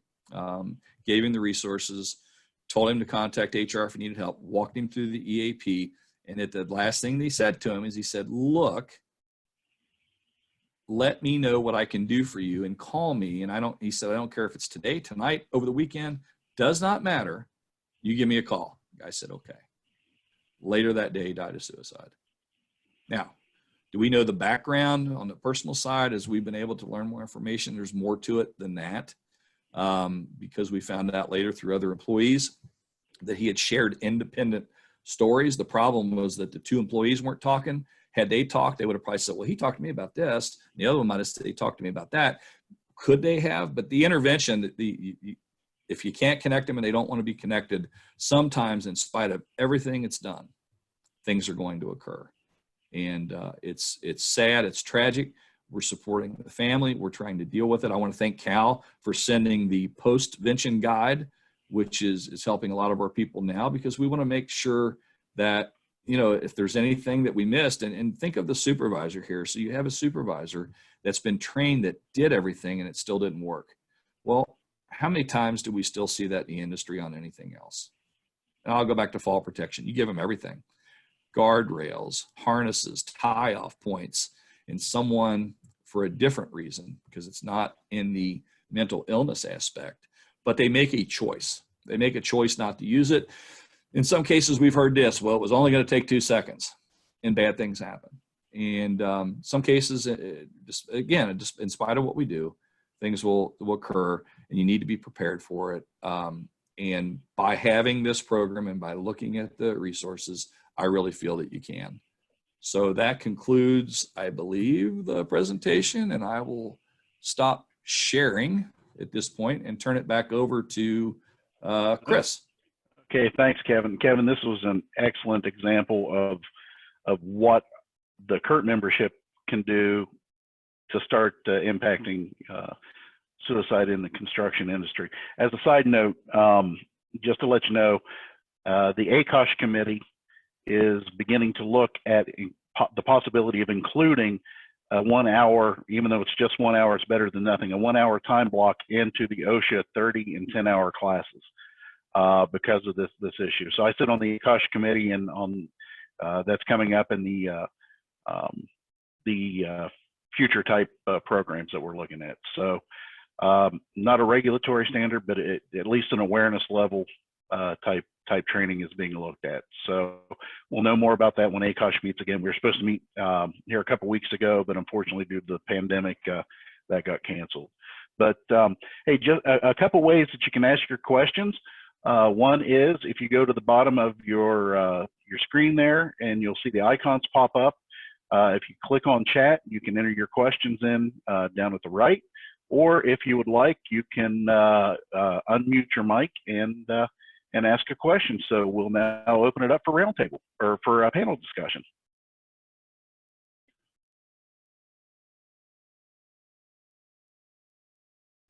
All right, we got, let's see, question from Kyle. You know, split the squeeze of a brief networking session. We might take in a networking session, but let's take a quick look here at the question. Let me ask you a question, Kevin, that sort of has me, you know, that I was wondering about. When you guys were evaluating your program and bringing into fruition, you talked about the implementation of the drug and alcohol amnesty program. How did you guys come up or come to that determination? Well, it was through some of the training that we had received, through the information, through the resources that we had talked about, both Cal and I today, and trying to figure out, okay, we're an industrial contractor. What can we do that does not necessarily violate what we've promised to our customers when they're inside the wire, and so it became all, how do we stay ahead of it? So it was all about encouraging the admission or the request for help, because Cal will probably tell you that's the biggest step, is requesting help. That goes a long way. So it was about, if they request help, telling them that we weren't going to test them, we were going to protect their job, but we're going to put them into a program. And then when they come back, we're going to test them, and then we're going to work with them, assign them a mentor, if you will, to make sure that they stay on the right path. So it wasn't just a one-off. It has to be continuation of care.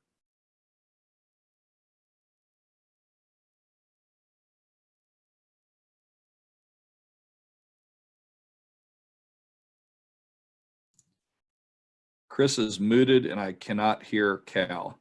I hear you, Chris. I'm sorry. Sorry about that. I muted myself. Kathy from Alberici, she had a question. I see she's on iPhone. Let me unmute you, Kathy. Kathy, you should be able to talk.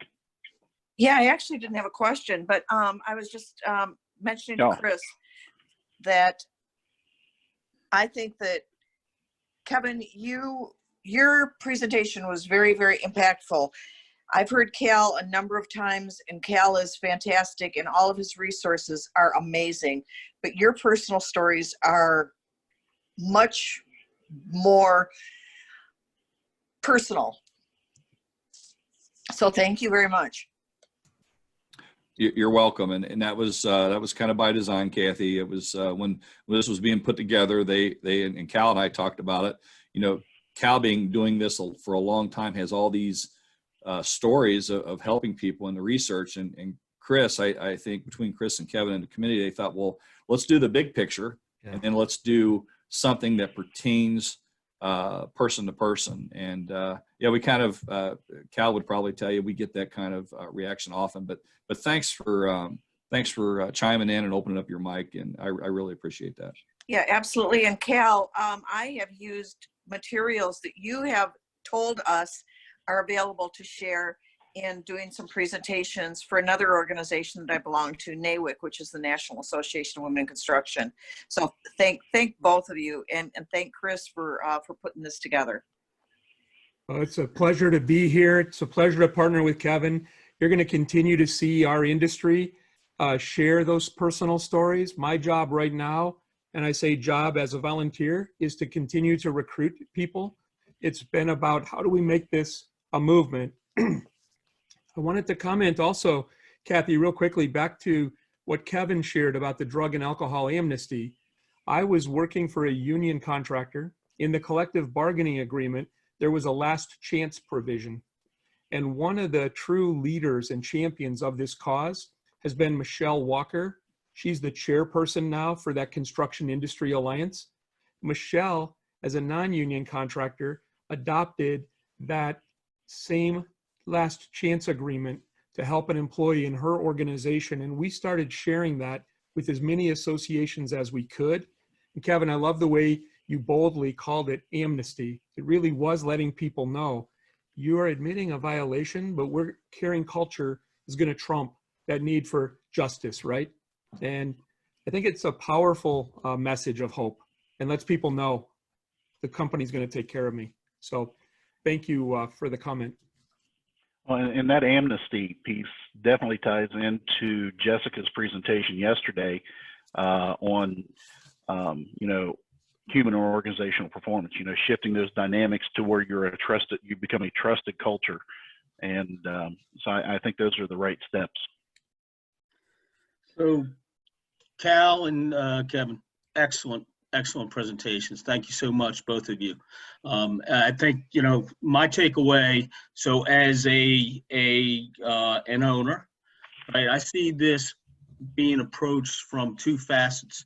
The first being educating our project managers so that they can roll this out to their project teams. But second is drilling down into the contractor, construction manager, and the subcontractor communities. So Kevin, a question for you. I know you rolled this out to your trades. Have you rolled this out to any of your subcontractors? And if you have, you know, how did they respond and accept this? Well, our application on it is a little bit more the direct and not passive. So we self-perform 85% of our work. So that narrows it down from when I came from the general contracting community, which was 200 subcontractors. But it's simply the suicide prevention program. If anyone that's under our contract, we're caring for them. We don't expect, you know, if they want to learn it, we're going to tell them, but we're going to be monitoring any employee that's on our site for that duration is a part of that. In other words, just because they're a sub, it's just like our safety policy. Our safety policy applies to everyone under contract. The suicide prevention program is now a part of the policy, and that's how it applies. If they want additional resources, we're going to give them everything that we have to help them and put them in touch with folks like Cal and CISP and CFMA, et cetera. But that's how we're handling it. We haven't gone out and said, you have to do this. We're just saying, if you're on our site, we're going to look out for your folks. And by the way, it's important. You might want to pay attention. And let me also say, Cal, I don't know that you and I, we've talked about it, but I don't know that we mentioned it today. And the statistics kind of shown that, you know, unlike COVID, where there's particular areas of dangers in the population. So you're north of 65, you got an underlying health condition. Suicide has none of that. It applies to everybody, regardless of age, regardless of gender, regardless of how much you make, regardless of race, regardless of whether you're a union or merit shop. One of the calls, unfortunately, that I had, and I think we still have some of the trade organizations on the phone. I had a call from a very large contracting group that a friend of mine handles the union side of it, and they had a business agent fatality due to suicide. And I was just, it took me a few minutes to get my head around that. But that just goes to show you, it's not just the union craft professional or the merit shop craft professional. It's also these agents of associations and other trade unions. It can impact anybody. Kevin, I'll comment briefly back to Kathy's point from Alberici. When I was doing this with NAWIC years ago, we were focused pretty heavily on a phenomenon that the suicidologists use called the man in the middle. It was a demographic study that was white males between the ages of 45 and 54 had a 22% increased mortality for suicide. And it became a follow-up study, Deaths of Despair. And it looked at how opioids were ravaging middle America. And the reality is the demographic of suicide is cutting across every age and both genders. And the elderly, looking now at isolation and loneliness, people are very, very concerned. So I think, Kevin, you said that really well. It cuts across the demographics. One question I'm asked frequently when I communicate with the labor organizations, is there a difference between union and non-union? No. And that's how I can do this neutral, right? It's taking care of people. And you and I had a great conversation. We recently presented to ABC National Merit Shop, and I've been trying to offer services to large national labor unions. And in that top 10 by trade, I'm happy that there have been 6 presentations done in that top 10. We're trying to get this message out, cascade it through the industry. And I thought the gentleman who asked the question about the subcontractors, that's really what we hope, is that through CURT, we're going to be making this concerted effort. If we could do this through the entire supply chain, so suppliers, owners, subcontractors, subs of subs, we have an opportunity to impact probably 45 to 50 million conservatively. And so Mr. Sizemore, when we talked after the national conference presentation, that was my feeling. If we could educate people through a series of articles in The Voice, those can then cascade. So I'm going to just throw this out quickly. If anyone has additional stories to share, you want to be featured like Kevin in The Voice, please communicate. I'm just going to be the shepherd, and we're going to make this an industry-wide initiative for the greater good.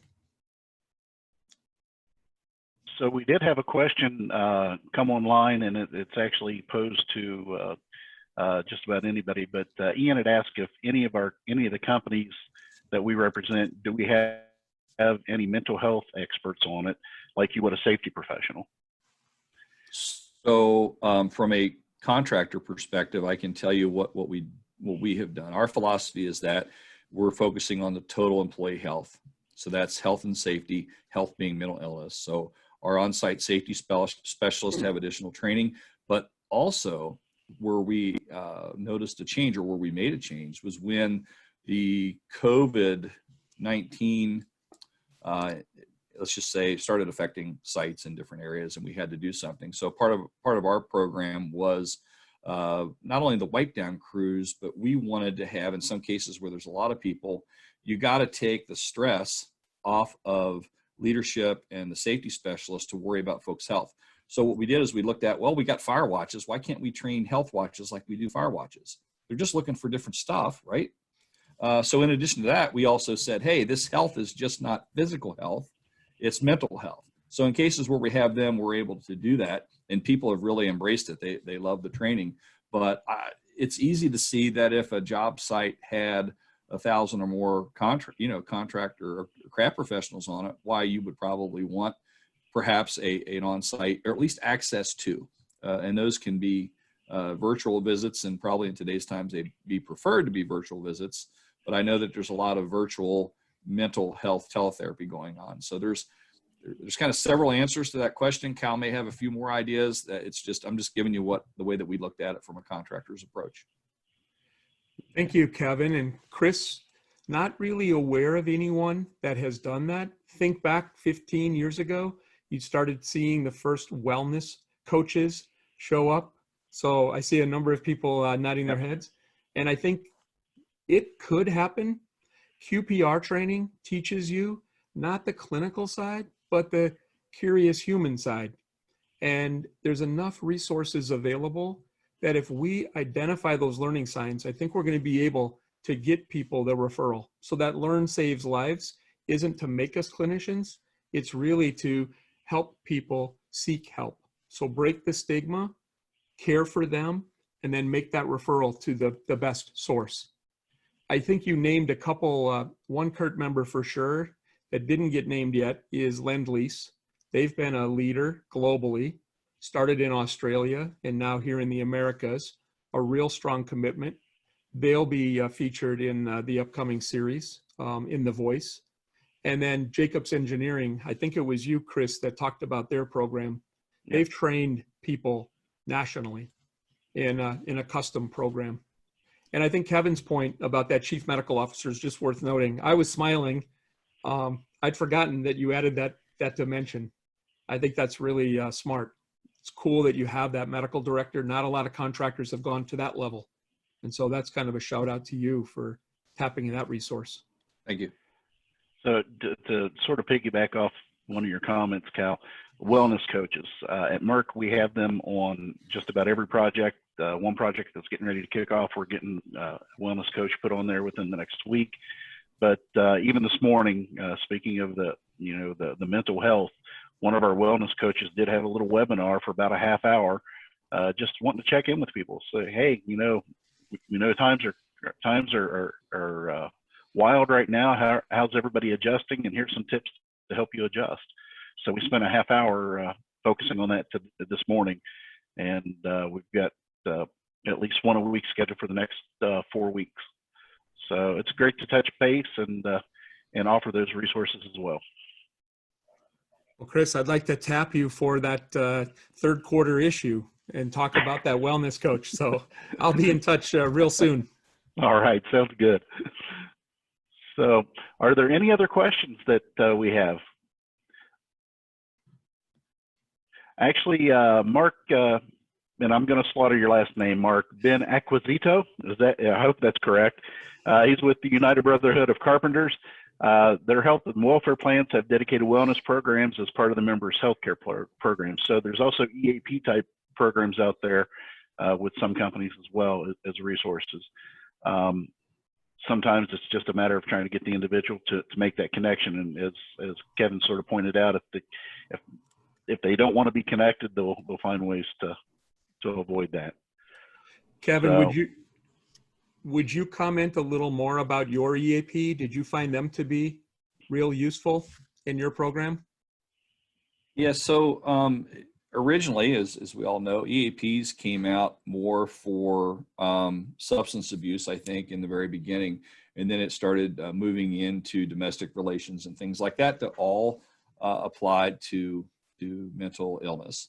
So the EAP, when we looked at what they offered, it was a good fit, and they did have that service, but they admitted that it was rarely used. So I mean, I guess if everyone knows about it and it's rarely used, that means that as a society we're getting better. But we knew that the answer of it being rarely used meant that companies were not telling their employees that was a part of the service, or they weren't doing a good job of having a program that would lead them to the EAP. So that's kind of where, and we evaluate that. So, you know, the good part of that question, probably the best part of that question, Cal, and this is for everybody that has to buy health insurance every year, is a lot of times the EAP is a part of your health insurance program or your list of services. So when you're out doing those evaluations, probably every year, make sure that the mental illness component of that insurance is being looked at equally with the physical, because we tend to stay down the physical illness rabbit hole and the pharmaceuticals and the surgeries and the major medicals, and we just fly by at 100 miles an hour and ignore mental illness. The challenging part is that low utilization. So large national employers may average 5 to 6% utilization. I have seen construction companies average below 1%. So it takes a real understanding who's covered, what services are offered, the frequency of those services, and then building promotional strategies. So I think this is an area that I started when I was at Lakeside Industries. So working for the contractor, we ultimately built a program that we involved our union field employees in. There were 17 different locals, and it was too hard to try to map all those different EAPs. We said, let's bring them in to our administrative program. And I really started going out to our large labor unions, especially the big locals, and letting them know we're going to be having this conversation with our employees. So if you hear about suicide prevention, here's why we're doing it. And it was to help them drive people to the EAP. And a few unions nationally are building things called member assistance programs, which will refer member to member. And a few of those are doing a peer-to-peer program. And the last thing I just wanted to share with folks, usually in safety and health, we're a little bit far removed from that health insurance decision-making. So asking your HR or benefits providers, what is our utilization rate? What is our strategy? Who is eligible? Doing a toolbox talk, building that in. And then the last item is, I think on Thursday this week, Construction Business Owner magazine allowed me to do a virtual interview of 3 EAP professionals. So that article will come out, and I'll share that with CURT so that can get cascaded. Another resource for you to educate your leaders in your organization. Yeah, I think as a safety and wellness committee, I think we've got an opportunity to provide, or at least help distribute some of the resources that you've brought to our attention. I'd have to defer to Kyle and Rana and the staff back at the CURT office to see if we might be able to start putting some of this information up on the webpage as well to assist Chris, with getting information out. That brings up another question, I guess, that I feel like it would be good if anybody even outside of just the committee had ideas on. Is there anything based on this conversation that people think it would be a cool project for CURT to tackle, or at least an idea of what CURT could tackle regarding this topic? You guys can unmute if you want to answer that question, or you guys can send it privately to me. The chat group has a function where you can single me out and send it to me privately if you would like to.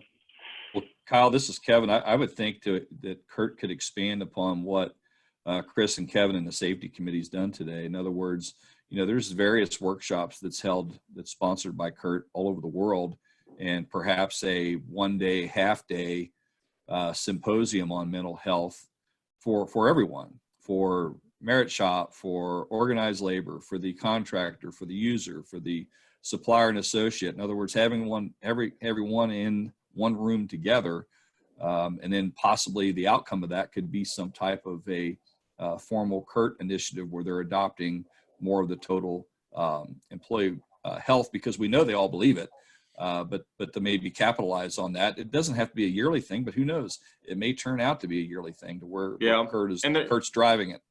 Yeah, and I think there could be a possibility because a lot of CURT committees / major topics like this one have like checklists. So maybe for a company, so say Chris wants to bring this to Merck, even though they already have this set up. What are the best steps to start approaching bringing a program like this to their company and bringing it to leadership with a full case study or business plan on how to initiate it, whether they want to go full force or they want to do baby steps into it.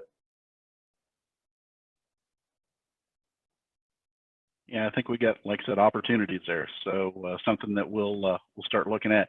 For those of you who may not have received it and are interested, we do have at least a touch point meeting for the safety committee next Tuesday, and meeting invitation has gone out to get on everybody's Outlook or whatever your form of tracking is for your meetings. But if you're interested in attending and calling in, either send myself or someone at the CURT office an email, and we'll get you guys signed up.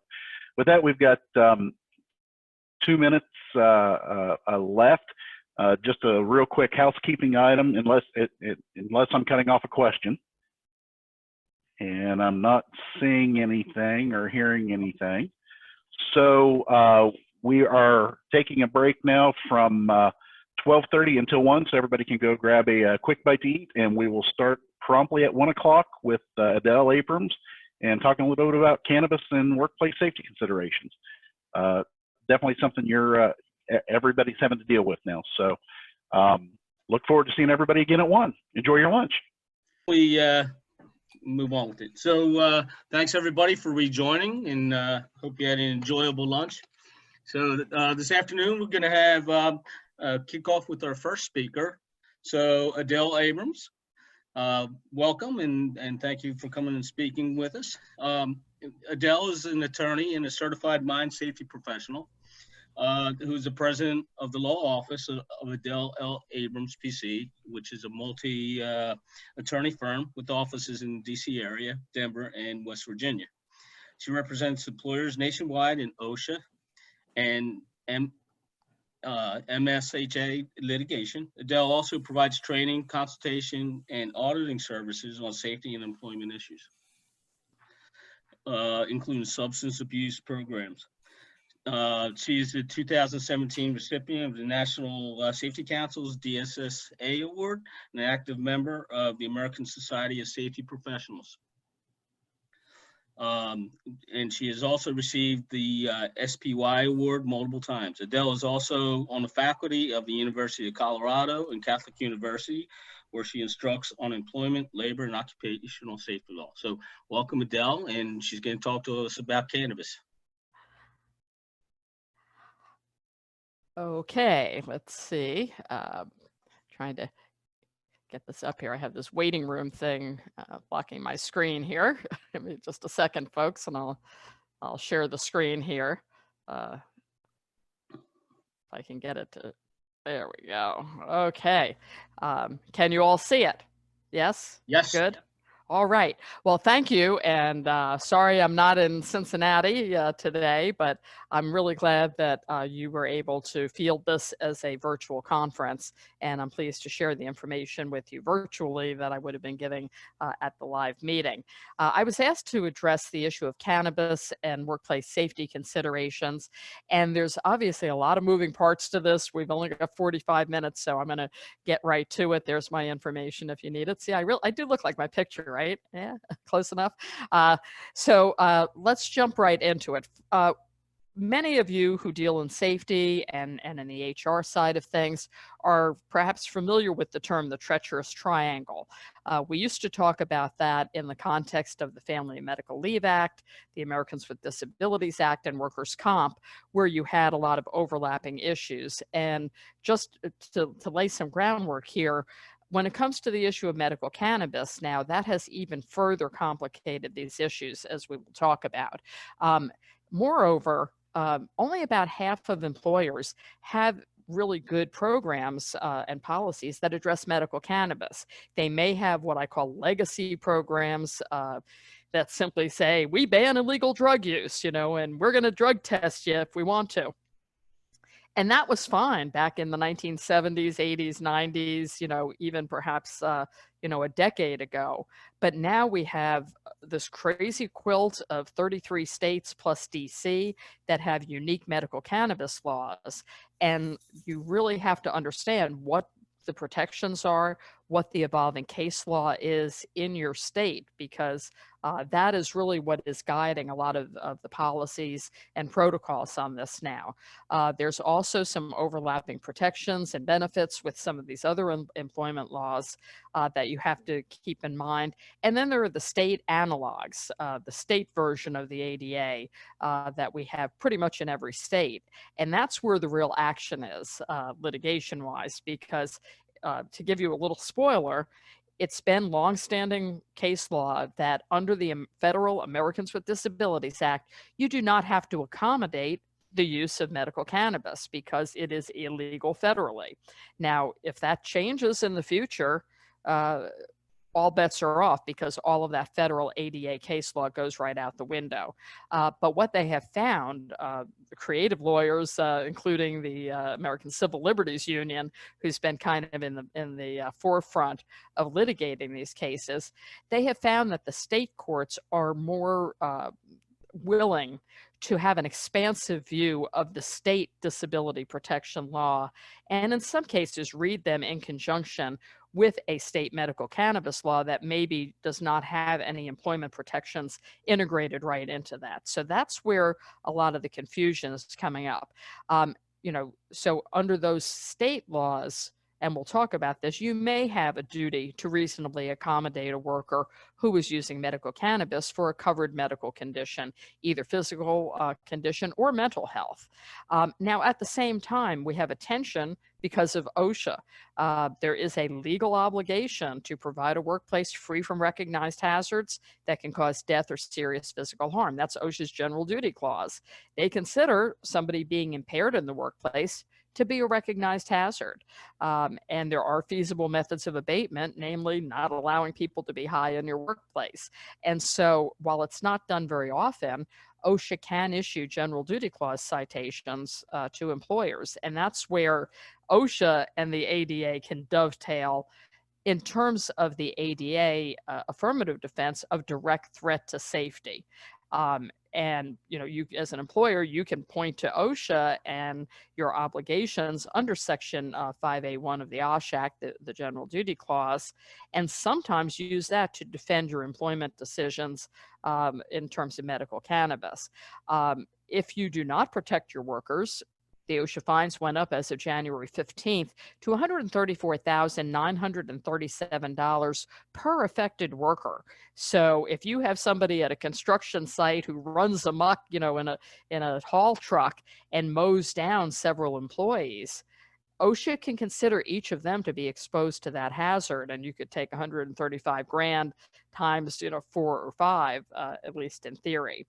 But the flip side because nothing can be that simple, right, is that OSHA also has embedded protections for workers in their new electronic record keeping rule that has whistleblower protections.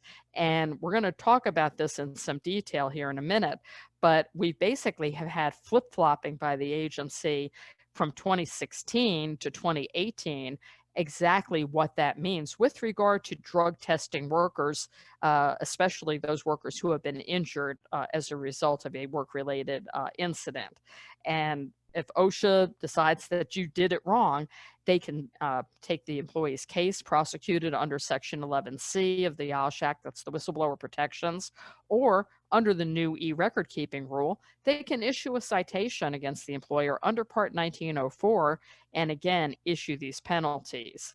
And then you also potentially have some state workers' comp anti-retaliation provisions coming up as well, because those are an integral part of pretty much every state's workers' compensation statute.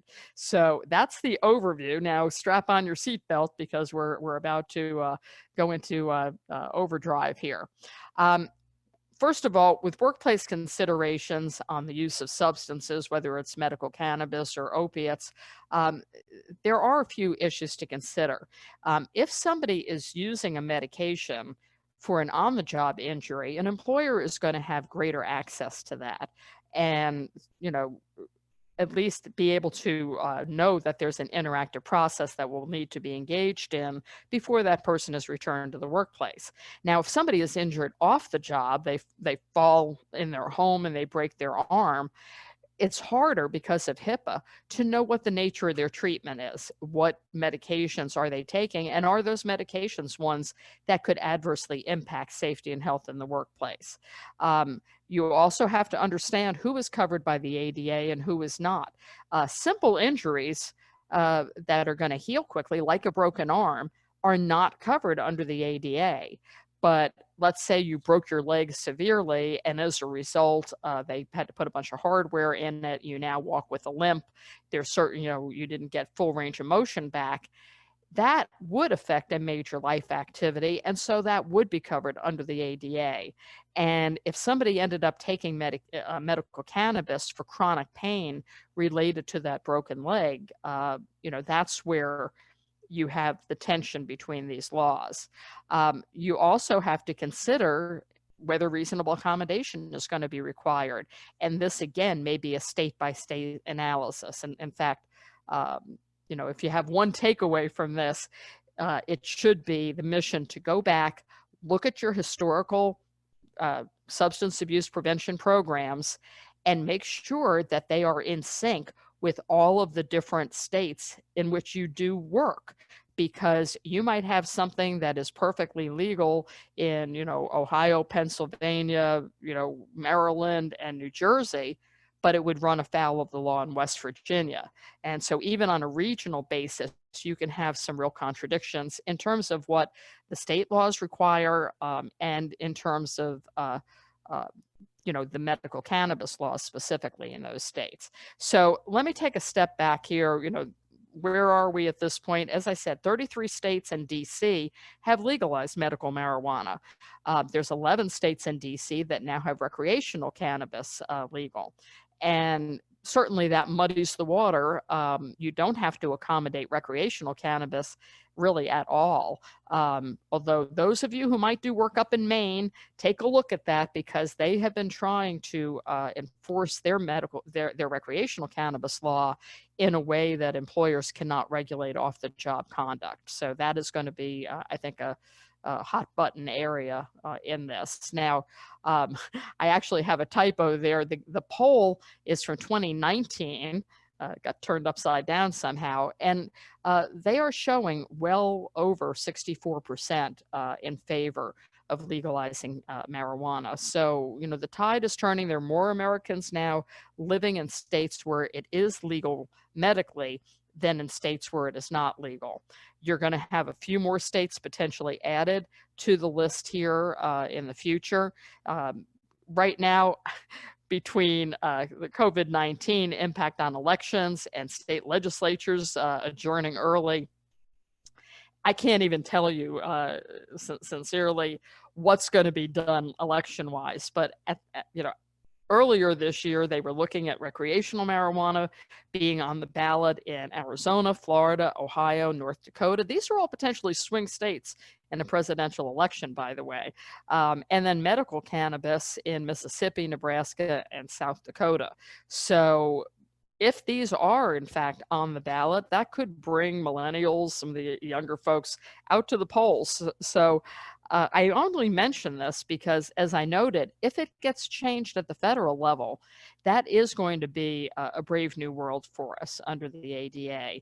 And right now, there are something along the lines, last time I looked, like 70 different bills in the US Congress that would legalize or decriminalize cannabis in some way, shape, manner, or form. Some of them do it just for veterans, for PTSD. Some of them, are dealing with expungement of criminal records. Some of them are the full Monty, just make it all legal and tax the heck out of it. So if they want to take this away as an election issue, we could see some action in Congress on this. And believe it or not, some of these bills that have been introduced are bipartisan. So I guess weed is something that Republicans and Democrats can all agree on. The next big game changer on this is workers' comp. And at this point, there are a dozen states that have held that if an employee is injured on the job, and the doctor recommends that they use medical cannabis in lieu of, say, opiates for treatment of the injury, the employer has to pay for it. And there's some of these decisions that have even held that insurance companies have to directly reimburse the employees for the medical cannabis. So again, this is a rapidly evolving area. When I first did this slide, a year or so ago, there were 6 states on there. Now it has expanded. So Arizona, Connecticut, Hawaii, Maine, Minnesota, New Hampshire, New Jersey, New Mexico, New York, all the new states, Rhode Island, and Vermont are the ones there now where you would have to pay for it. This creates a bit of an issue for an employer if you think about it, because many of you test people when they return to duty after an extended leave for workers' comp. So due to the fact that this can stay in the system for up to a month, even though the person is no longer impaired, even if they stop using it a week before they return to duty, you may have people who are testing positive for the weed that you bought them. And then you have to decide, are you going to terminate them for using the medication that you paid for through your workers' comp program? It's a quandary. Some companies are just deciding not to even do the return to work testing anymore. And let me just add that COVID throws another wrinkle into this. Are you going to drug test people when they come back? Right now, even DOT is acknowledging, people don't want to go to clinics to be tested out of fear of COVID contraction. And so they recommend that employers take a step back and, maybe not report it directly to DOT as a refusal under the totality of the circumstances, especially where you can do that if it was going to be a random test or something. Now, they do say you can't let somebody start working in a DOT safety sensitive position until they've had a negative test. But this is, again, something you need to keep an eye on. Florida, Michigan, and North Dakota, right now, those are the 3 states where the employer does not have to reimburse. And so, we basically have 35 states that have not taken a position on this yet. And stay tuned, because this is a bit of a domino effect. As you can see, the trend is definitely in the direction of paying for it. Why is that? It's because of opiate addiction. The physicians are recognizing that if somebody's going to have a chronic injury that's going to necessitate taking pain medication, maybe for life, Vicodin or OxyContin is probably not a good choice, because at least a certain percentage of the population is going to have a predisposition to addiction. They say 5 days of continuous opiate use for those individuals may be enough to tripwire that. And, there's no potential at all for overdosing on cannabis. So, from a physician's point of view, looking at them, the cannabis is likely to be viewed as the less hazardous choice for pain control or for other things, including muscle spasms, epilepsy, multiple sclerosis, and for the side effects of cancer treatment. So there's a number of things clearly that medical cannabis can be used for, both for on-the-job illnesses and injuries and off-the-job conditions. Now, real quick, if you're going to have a substance abuse prevention program, it needs to have these 5 elements. And until you have the first 4 in place, you really should not proceed with drug testing. You need to have a written policy, and that is critical. Some of the state drug testing laws specifically say you cannot drug test unless you have the policy in writing and it is communicated to the employees. So having a policy at the corporate level, that's going to make sure that you're good to go in all of the states. The next thing is supervisor training. And your supervisors are your best line of defense, or they are your worst enemy. If they are well trained, they can recognize presumptive impairment for reasonable suspicion purposes. If they are trained in how to handle things with confidentiality, with some discretion, with tact, because if you're confronting somebody who's high and you do it wrong as a supervisor, they may punch you in the face or worse. So you don't want a situation where you think somebody may be impaired to escalate into workplace violence. If you're going to be sending somebody home, you have to consider, how are you getting them there? Are you telling them, we think you're high, now drive on home and call us in a couple of days? If you do that, I had this happen in a case, and they go outside in their car and get into an accident on the public roadway, the employer is going to have some liability there. So there's a lot of things that the supervisors really need training on. Employee education, obviously, not only about your policies and procedures, but also about the hazards of substance abuse. And, I would include alcohol in there as well. And making sure that you have an employee assistance program available for those workers who may want to come forward voluntarily to get help for an issue that they're having, whether it's substance related or it might be mental health related, family related, stress. Make sure that your employees understand that an EAP is not just for drug addicts, because there's going to be a stigma about utilizing it. Certainly it needs to be kept confidential anyway, but you want this to be something that people are willing to come forward and use, and not something that they're afraid to call up out of fear that somehow it's going to get back to the employer that they're having some issues. And only after you have those 4 elements in place do you add the drug testing and the alcohol testing.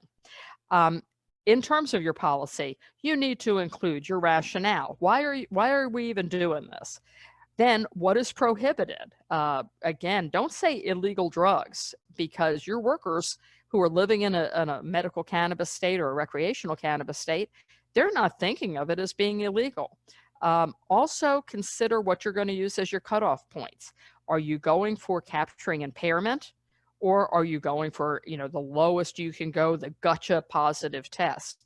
There can be definitely some issues if you set your bar too low, starting with capturing perhaps off the job use that is not at all reflective of impairment, to, even potentially capturing CBD use. And CBD is not impairing. It's legal in all 50 states, but it contains 0.3% THC.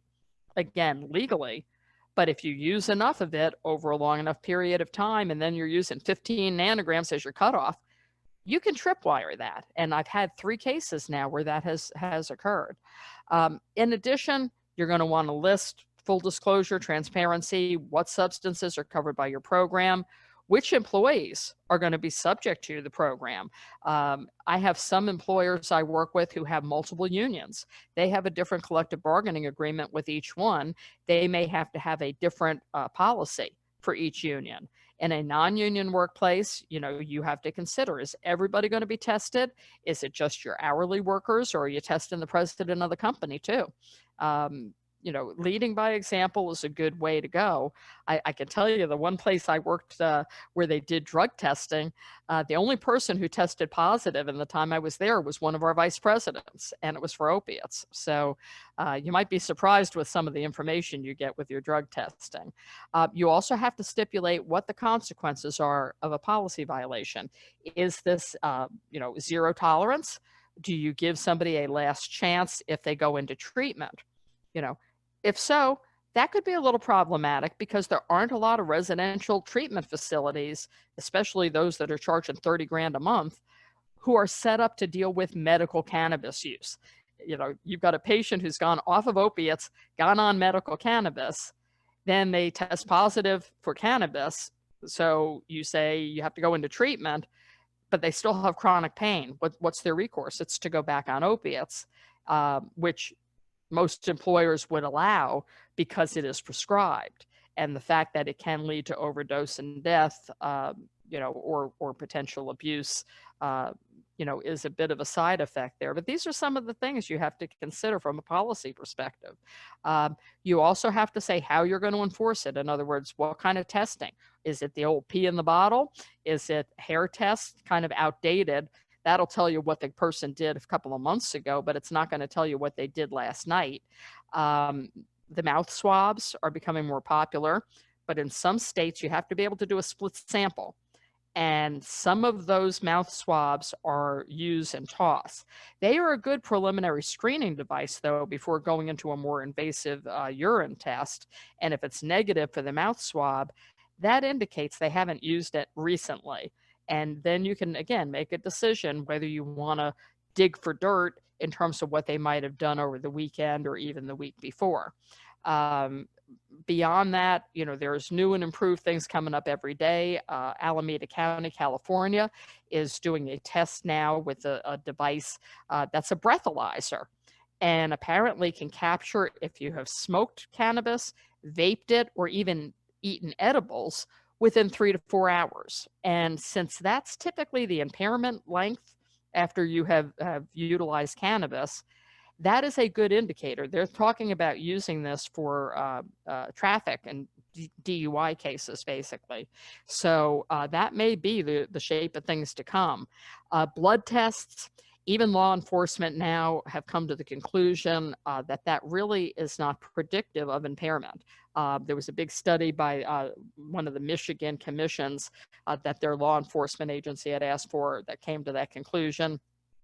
In Maryland, where I'm based, similarly, their drug recognition experts have concluded that a blood THC level is not something you can correlate to contemporaneous impairment. So I'd get away from the blood. Just remember, if you are going to change up your program, especially at a union operation, this is a term and condition of employment. And so you cannot just forge ahead unilaterally, make changes in it without running afoul of the National Labor Relations Act. So if you have one of these legacy programs that you realize is really outdated, this is something to put on your dance card for your next round of labor negotiations, perhaps. Drug and alcohol testing, you know, certainly it is a key component of any program, but the question is, what are you testing for? You know, how are you testing? When are you testing? What are your cutoffs going to be? How are you using this for disciplinary reasons? The OSHA rule that I mentioned up front, the focus of that is employers using drug testing kind of as a club to discourage workers from reporting injuries and illnesses. And of course, if you do that, you know, you're cooking your books for starters, but you're also depriving yourself as an employer of getting information about hazards that are out there in the workplace that, you know, maybe did a minor injury to somebody now, but could be a major injury later on. And, you know, if you think about it, it's fairly intuitive. If I cut my hand, you know, with a work knife, and I could probably take some stitches on it, but I know I smoked a little bit of weed, or I have medical cannabis and I don't want the employer to know, I'm going to put Band-Aids on that. I'm going to stick that hand in my pocket, and then I'll get it stitched up after work. And then if the employer asks about it, I'll say, oh, I did it at home. You know, that's one way of evading the drug testing. but it also is counterproductive in terms of your surveillance for workplace incidents. So OSHA has said that if you use drug testing to discipline workers or as a threat against workers, that can be a violation of Section 11C, the whistleblower provisions in the OSH Act, and also the newly codified Part 1904 provisions. Certainly, there are some workers, DOT employees among them, that are subject to a variety of mandated testing, including random testing. Some companies also, do pre-hire testing. That's fine. Reasonable suspicion testing, pretty common. But again, having your supervisors trained appropriately is absolutely critical. If they play favorites, they don't turn their best buddy in when they smell Jack Daniels on his breath, but there's that woman employee that they really were, hope to get rid of. And so they keep sending her for repeated testing based on reasonable suspicion in the hopes that it discourages the person from ultimately coming back to work. That would be an example of something that OSHA would not be real happy about. So those are a few things to think about in terms of drug testing. The next thing, as I mentioned, you've really got to look at your individualized state laws, both on drug testing as well as the individual 34 medical cannabis laws, because every single one of them is different. Some states say you have to give the employee a written policy in order to do drug testing. Some of them say you have to allow the employee the opportunity to have the test confirmed or be retested at their own expense. Some of the states say you have to let somebody go into a drug rehabilitation program. Again, works really good for cocaine, methamphetamine, and opiates, not really a good fit when it comes to medical cannabis. Some states say you can only terminate a worker if they flunk out of the program or, they start failing drug tests right after they come back. And by the way, the ADA does allow you to do drug testing. That is not a violation of anything. And you can, as somebody who is tested positive and comes back under one of these agreements, you can hold them to different testing standards than you do other workers, at least in most states. Then you have to look at things like Connecticut and West Virginia that require the employer to have reasonable grounds to suspect someone is using drugs before you test them, except in safety-sensitive positions or if you're subject to other federal drug testing requirements like DOT or nuclear industry. So what is the takeaway there? The takeaway is you need to affirmatively review your job descriptions and make sure that they are flagged as safety sensitive. I think it's also a good idea to identify which of those tasks within a job description are considered essential functions and safety sensitive, because when it comes to potentially reasonably accommodating somebody, those are things you're really going to have if you want to be able to stand your ground in court. Now, as I mentioned, OSHA has their drug testing protocols that were embedded in the electronic record keeping rule. Interestingly, in the standard itself, the word drug testing never appears. You have to go to the preamble of that final rule, and that's where OSHA talks about incentive programs that rely on lagging indicators, disciplinary programs where you discipline somebody who's been injured more harshly than someone who was not injured for the same offense, and drug testing programs as being potentially a violation of these whistleblower laws. And that allows 180-day statute of limitations if they go through this Part 1904 approach. So that basically takes the 30-day statute of limitations under Section 11C and blows it out of the water. It also allows OSHA to cite you and fine you if you violate a worker's rights through drug testing. And then as abatement, you might have to reinstate that worker, give them back pay, restoration of benefits and seniority and all of that good stuff.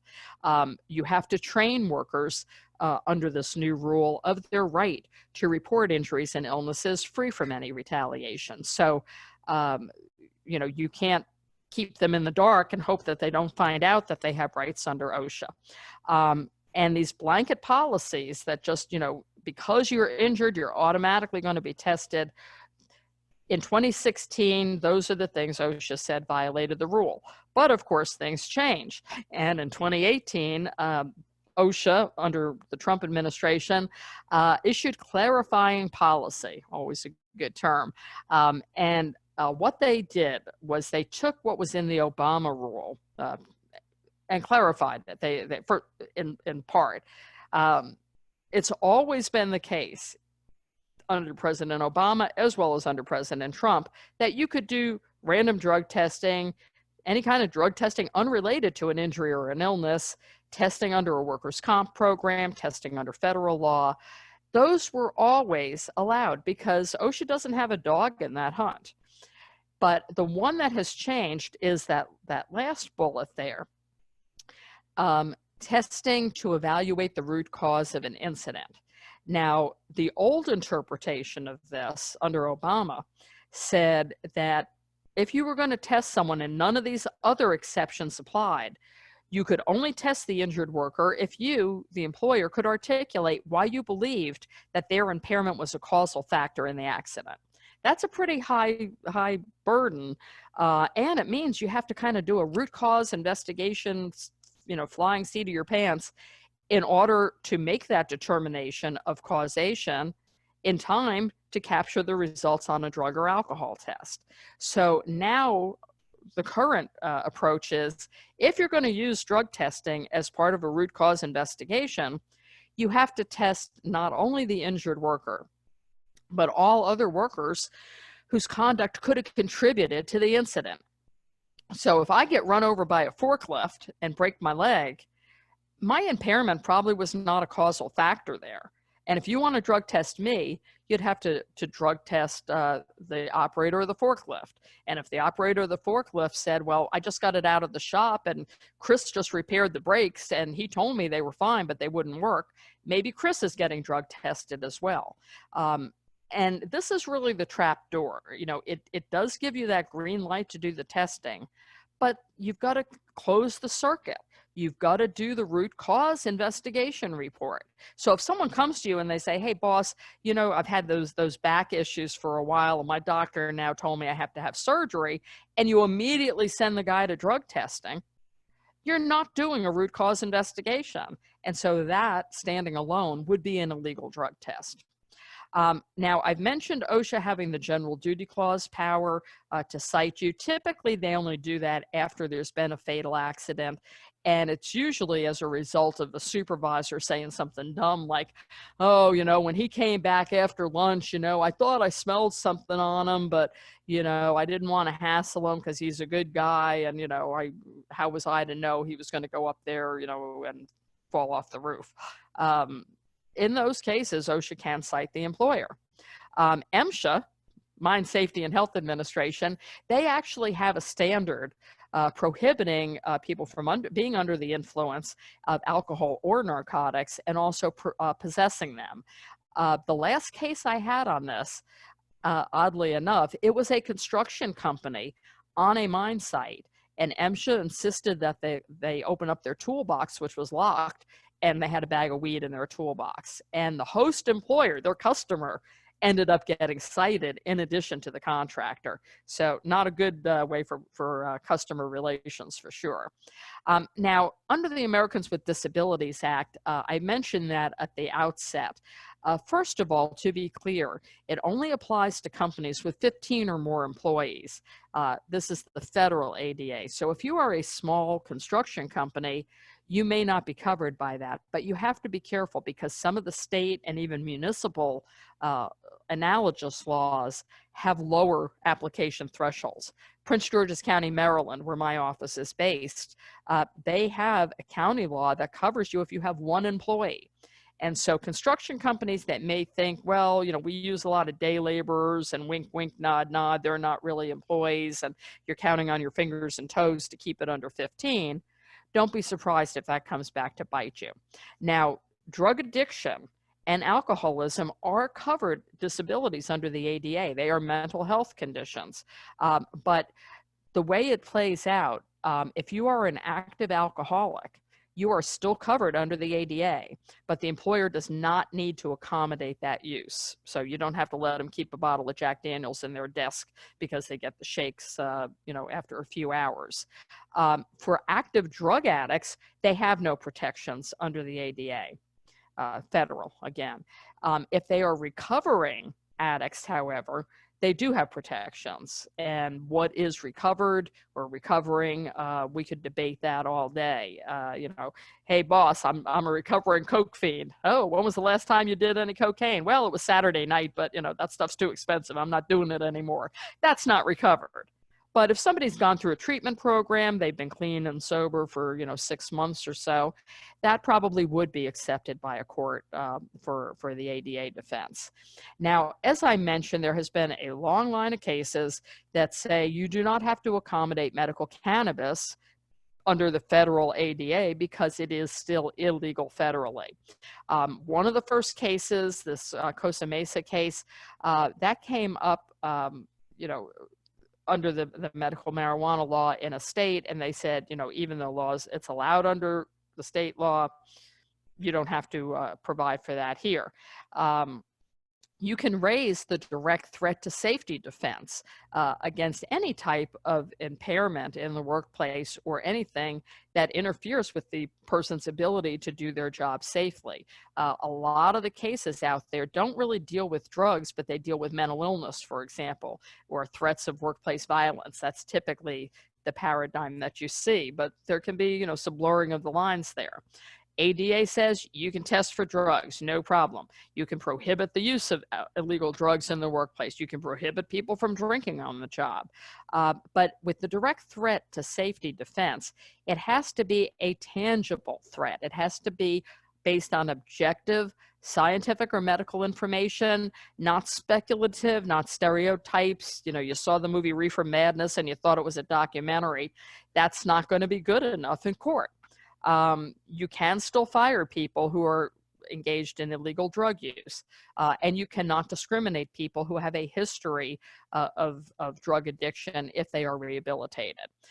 So as you can see, the differences between opiates and medical cannabis are quite different. Prescription opiates, they may be protected under the ADA, and you as an employer are probably allowing workers to use them, or at least you may detail them to a non-safety sensitive job, but you're not going to fire them for a drug test. You cannot discriminate over disability, but if that disability goes away, that's a different story. If the medication they're taking interferes with their ability to safely do the job and you cannot accommodate it with reasonable accommodations, you don't have to hire them or they can be terminated. And the second U.S. Court of Appeals, Second Circuit, held that when someone comes back to work after going through substance abuse testing, you can impose special conditions on them without violating the ADA. So just a couple of things to file away concerning opiates. Now, real quick, some key medical cannabis cases. The game changer, in my view, is this 2018 Connecticut case, Knopfsinger. This was brought under the state medical cannabis law, but it was brought in U.S. District Court, in federal court. And it's the first case I'm aware of in federal court where the applicant won. After a long line of cases where the employers, win. They were pretty creative here, and they brought it under the Connecticut medical cannabis law, but in federal court. She tested positive on a pre-employment drug test, and the court held that violated her rights, although they did not award attorney's fees, and they dismissed her claim for negligent infliction of emotional distress. You had a big case in Colorado, the Dish TV, Dish Network case, where we really thought that was going to be the one to flip the cases. It didn't. They held, because medical cannabis is still illegal under federal law, even in the absence of impairment in Colorado, the fact that you held a medical cannabis card did not bar the employer from terminating you. But then let's take a look at Walmart, everybody's favorite store, right? They won, what was really one of the seminal cases under the ADA, the Cassius case. This came up under Michigan's medical marijuana law.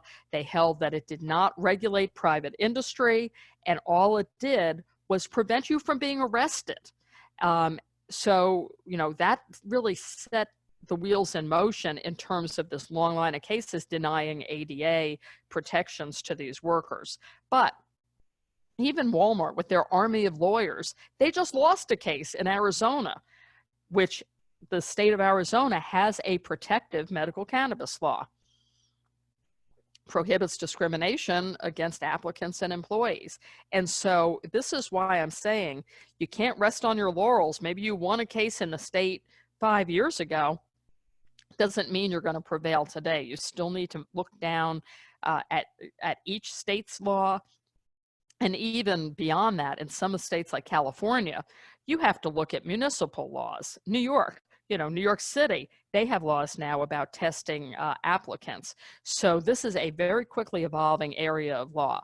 The bottom line is, at this point, in most states, you can still test for it. You can still terminate. But that Knopfsinger case, that Connecticut case I talked about, they expressly rejected the federal preemption argument. And they held that, you know, simply because there is a Federal Controlled Substances Act, it does not prohibit employers from hiring someone who's a marijuana user because it does not regulate employment. There's also been a few other nuances here. There was a Michigan case a couple of years ago where 2 workers were fired. They had medical cannabis cards. They were randomly tested, so there was no accident involved. And the employer stipulated that they were not impaired, or there were no signs of impairment, but they were terminated. They filed for unemployment benefits. The employer challenged it, saying, well, duh, they flunked a drug test. And the court held that it is not disqualifying misconduct to test positive for cannabis if you hold a medical cannabis card. So that really, I think, opens the floodgates. You could still fire the person, but you might have to pay 26 weeks of benefits for them. You know, Rhode Island, I don't want to be redundant here because I know we're coming up on time, but just be aware that, you know, there's starting to be this ripple effect of the Rhode Island, the Connecticut, Massachusetts cases, all holding for the employees now. There are similar protections for being a medical cannabis holder in the state cannabis statutes for Arizona, Connecticut, Delaware, Illinois, Maine, Minnesota, Nevada, and New York at this time. Every state that has I call them an older or bare bones medical cannabis statute is re-examining that to see about adding protections for workers. I'm in Maryland. We have a medical cannabis law, but there's no employment protections. Before the world ended and the legislature, you know, suspended action, there were 40 different bills just in the Maryland legislature in February of 2020 looking at amending the medical cannabis law in my state. So this is why you really have to stay on top of this stuff. We talked about impairment. That is really the magic bullet. If anybody invents the test that with any kind of real reliability can quantify impairment for cannabis, you're going to be a rich person. You have to watch out for the CBD complications. As I said, low cutoff levels can capture that. The states that originally were using blood THC levels to gauge impairment, they're backing away from that now. So this is a growing area, you know, in terms of both analytics and forensics. CBD, I've mentioned that already. I've just captured that on the slide. Be aware, though, CBD products that you can buy everywhere from an airport to your 7-Eleven, they're not FDA approved. Ironically, if you buy it through a medical cannabis dispensary, those have to be tested and you know exactly what's in it. But the stuff you buy over the internet, an FDA hearing I was at, they looked at 18 CBD products sold online and only 1 out of the 18 was accurately labeled. Some of them had far more THC in it than were allowed. So you could inadvertently be in possession of something that's illegal or take something that could more easily tripwire a positive test.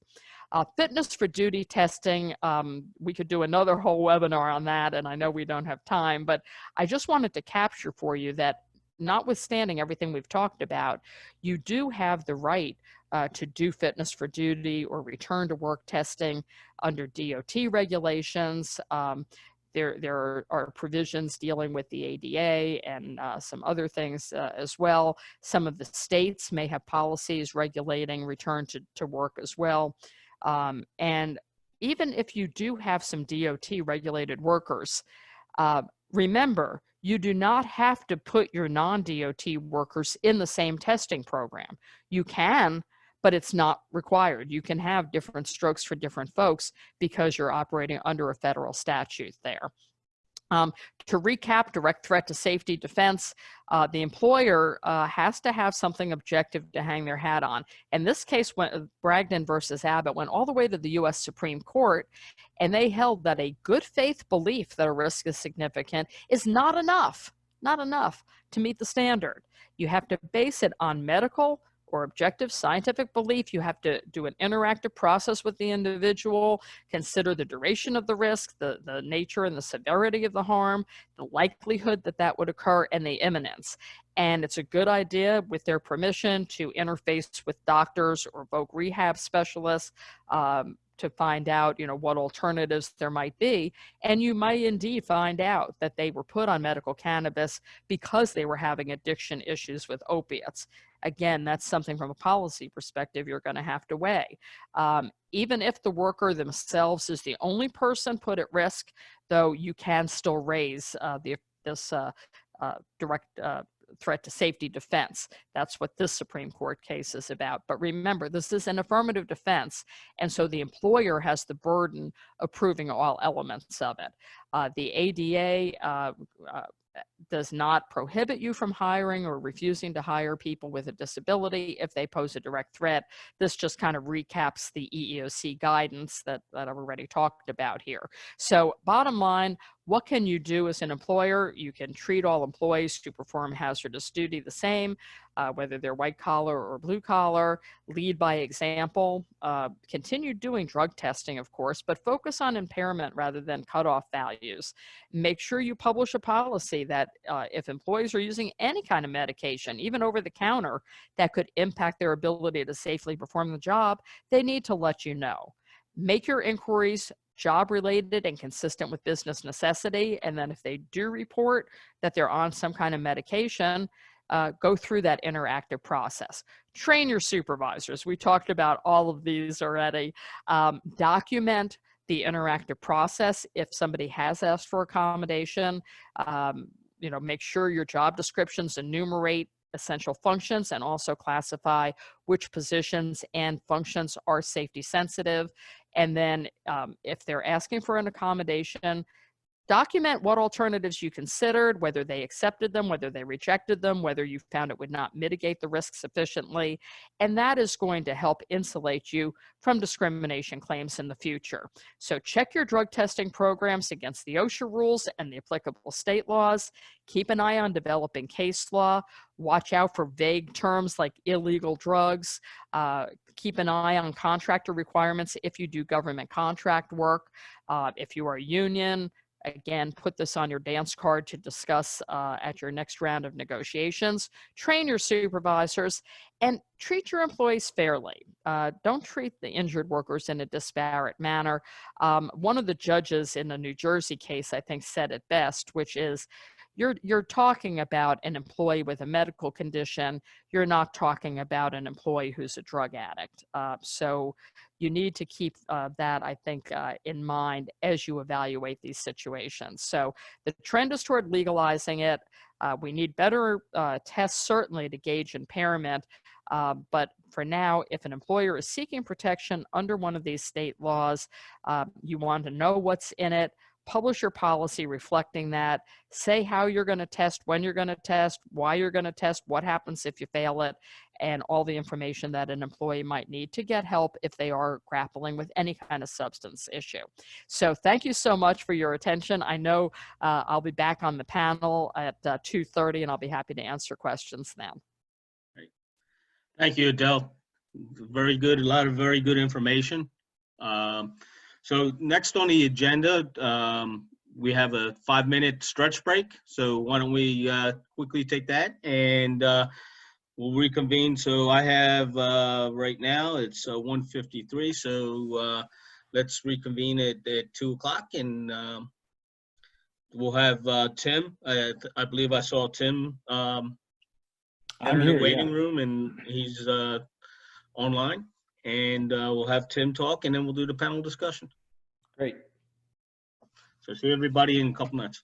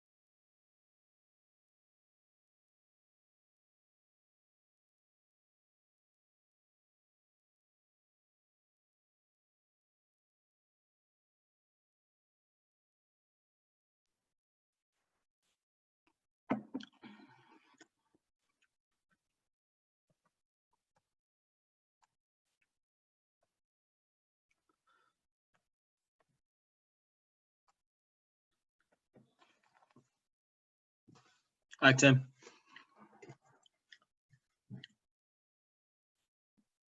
Hey, how are you? Doing well. Thanks for joining, and we'll get restarted here momentarily.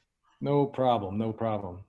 And I should be able to get through this so that we can keep the panel discussion on time. Perfect. Perfect. Appreciate it.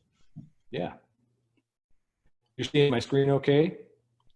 Yep, absolutely. Okay, Looks perfect. good.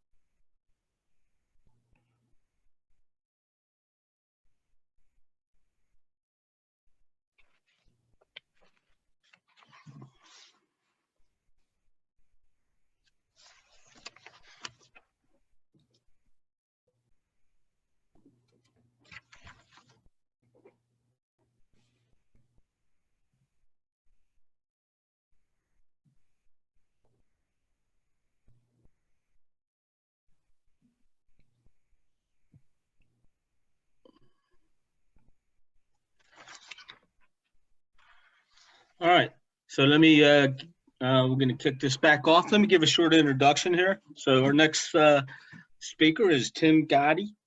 He's the Vice President of Industry and Strategy at smartbid.io. It's a predictive-based safety company, and it's at the, he has 20 years of construction experience working for regional, national, and general contractors in operational roles, ranging from a field engineer to a project director. Tim is also credited with the development of data collection, analysis, and prediction systems called construction analytics. He is passionate about using technology as a tool to improve the way construction projects are delivered and is eager to share his story with the industry. And with the current condition, this even more so important. So, Tim, I'll let you take over, and thank you for speaking with us today. All right. Thank you for the introduction. I appreciate that. Everybody see my screen all right and hear me okay? Yes. Okay. I'm going to start with a couple of charts that are probably familiar to everybody here. This is the total recordable incident rate for the construction industry from 1994 to 2018. And as you can see, our pace of improvement has slowed since about 2010. Similarly, this is our industry's rate for fatalities, and it remains unchanged since 2010 or even earlier than that. And one could argue that these two charts alone are the reason why we're here today talking. The trouble is that there's more. Only 6% of the US workforce works in the construction industry, but we're responsible for 17% of the disproportionate share of workplace fatalities. And as the charts of our performance indicated before, we've reached the point where we're no longer improving substantially. So what gives, what do we have to do? And this is where I argue we need to enter technology a little bit more. So we'll discuss that a little bit. So let's contrast the lack of change in our safety performance with technology since 2010. For a few of you, this is going to be a throwback, but in 2010, you bought your first iPhone. You were still watching movies on DVD. The first iPad came out. You started playing Angry Birds, and Instagram wasn't even a thing yet. It's just substantial. It's substantial how much change has happened. Construction safety performance is stagnant despite the significant advances in technology. That's the conclusion that I'm making here. And I'm curious as to why. So I wanted to explore that a little bit today, and that's what this talk is all about. But before I go any further, I'll round out my background a little bit. Again, I'm Tim Gotti. Appreciate the introduction. I'm the VP of Strategy for smartbid.io. And a little bit about me is I graduated from the University of Pittsburgh. I'm a registered professional engineer, and I have 20 years of experience in the construction industry. I've always worked on the operations side of the house, but I was bitten by the safety bug about 5 years into my career when I took the OSHA 30 course, and it just opened my eye to a whole bunch of things I hadn't realized and didn't know. I've also always been, had an inclination toward technology ever since I was young. And it didn't dawn on me that the two could be combined until the project you see in the picture there in the upper left. One day on that job, we had an incident, and as we were performing the incident investigation, it was just absolutely clear to me that we had all the information we needed ahead of that incident, ahead of when that incident occurred, to predict that it was going to happen, that something was going to happen. We just didn't use the data we had effectively, and that was really when the light bulb went on for me. So then I moved on to a company called CURT Construction down here in Phoenix. They were my most recent employer before SmartBid. And I built a system there called CURT Construction Analytics. And it used safety data that most all of us collect on our projects today and combined it with other data that the company already had. And on top of that, I built a predictive model that was pretty darn accurate. And so once I saw the power of this system, I just realized that we were onto something and that it could potentially change the industry. And that's how I arrived at SmartBid. We're a software company. We specialize in artificial intelligence and data analytics for the construction industry. Now back to that question I was asking is, why why is the industry, our progress toward improving safety performance stagnated despite all these tremendous advances in technology? In my experience, you know, I've worked for a lot of different top contractors in the country, and I've also had the opportunity to work with data from dozens of others. And in general, to me, it just seems that contractors have yet to learn the value in collecting their data. Further, we haven't really learned at all the value in connecting our data together. We look at connecting and collecting as two very different things, and one begets the other. So for those of you that don't know me, I'm an analogy guy. I love to talk in metaphor. So I want to draw my first analogy of a few here in this presentation here with analogy to rain. Most contractors view data the same way they view rain. Number one, it's costly and time consuming to handle. It slows down your productivity. And once it's gone, you never see it again. That's how we look at data. Rain is a nuisance that gets in our way. It grinds us to a halt. And our job is to get up and get it off the job site so that we can get back to work as quickly as possible. The data that we do collect is separated and segregated so that no two sources of data can ever mix together. You know, for example, does your cost system talk to your safety management system? And the chances are it probably doesn't. And so when it comes to data, this is a really bad thing, the way we treat data like water. But what if we changed the way we looked at the data and applied this new perspective to safety? What would that look like? That's what I'm arguing is predictive-based safety. Before I dive in on predictive-based safety, I wanted to acknowledge the presentation that Jessica Richardson made yesterday on the topic of human performance. I thought it was really excellent. And I made a note when she started talking about the different levels of organizational culture, because it struck me that the technology we're talking about today is interconnected with company culture.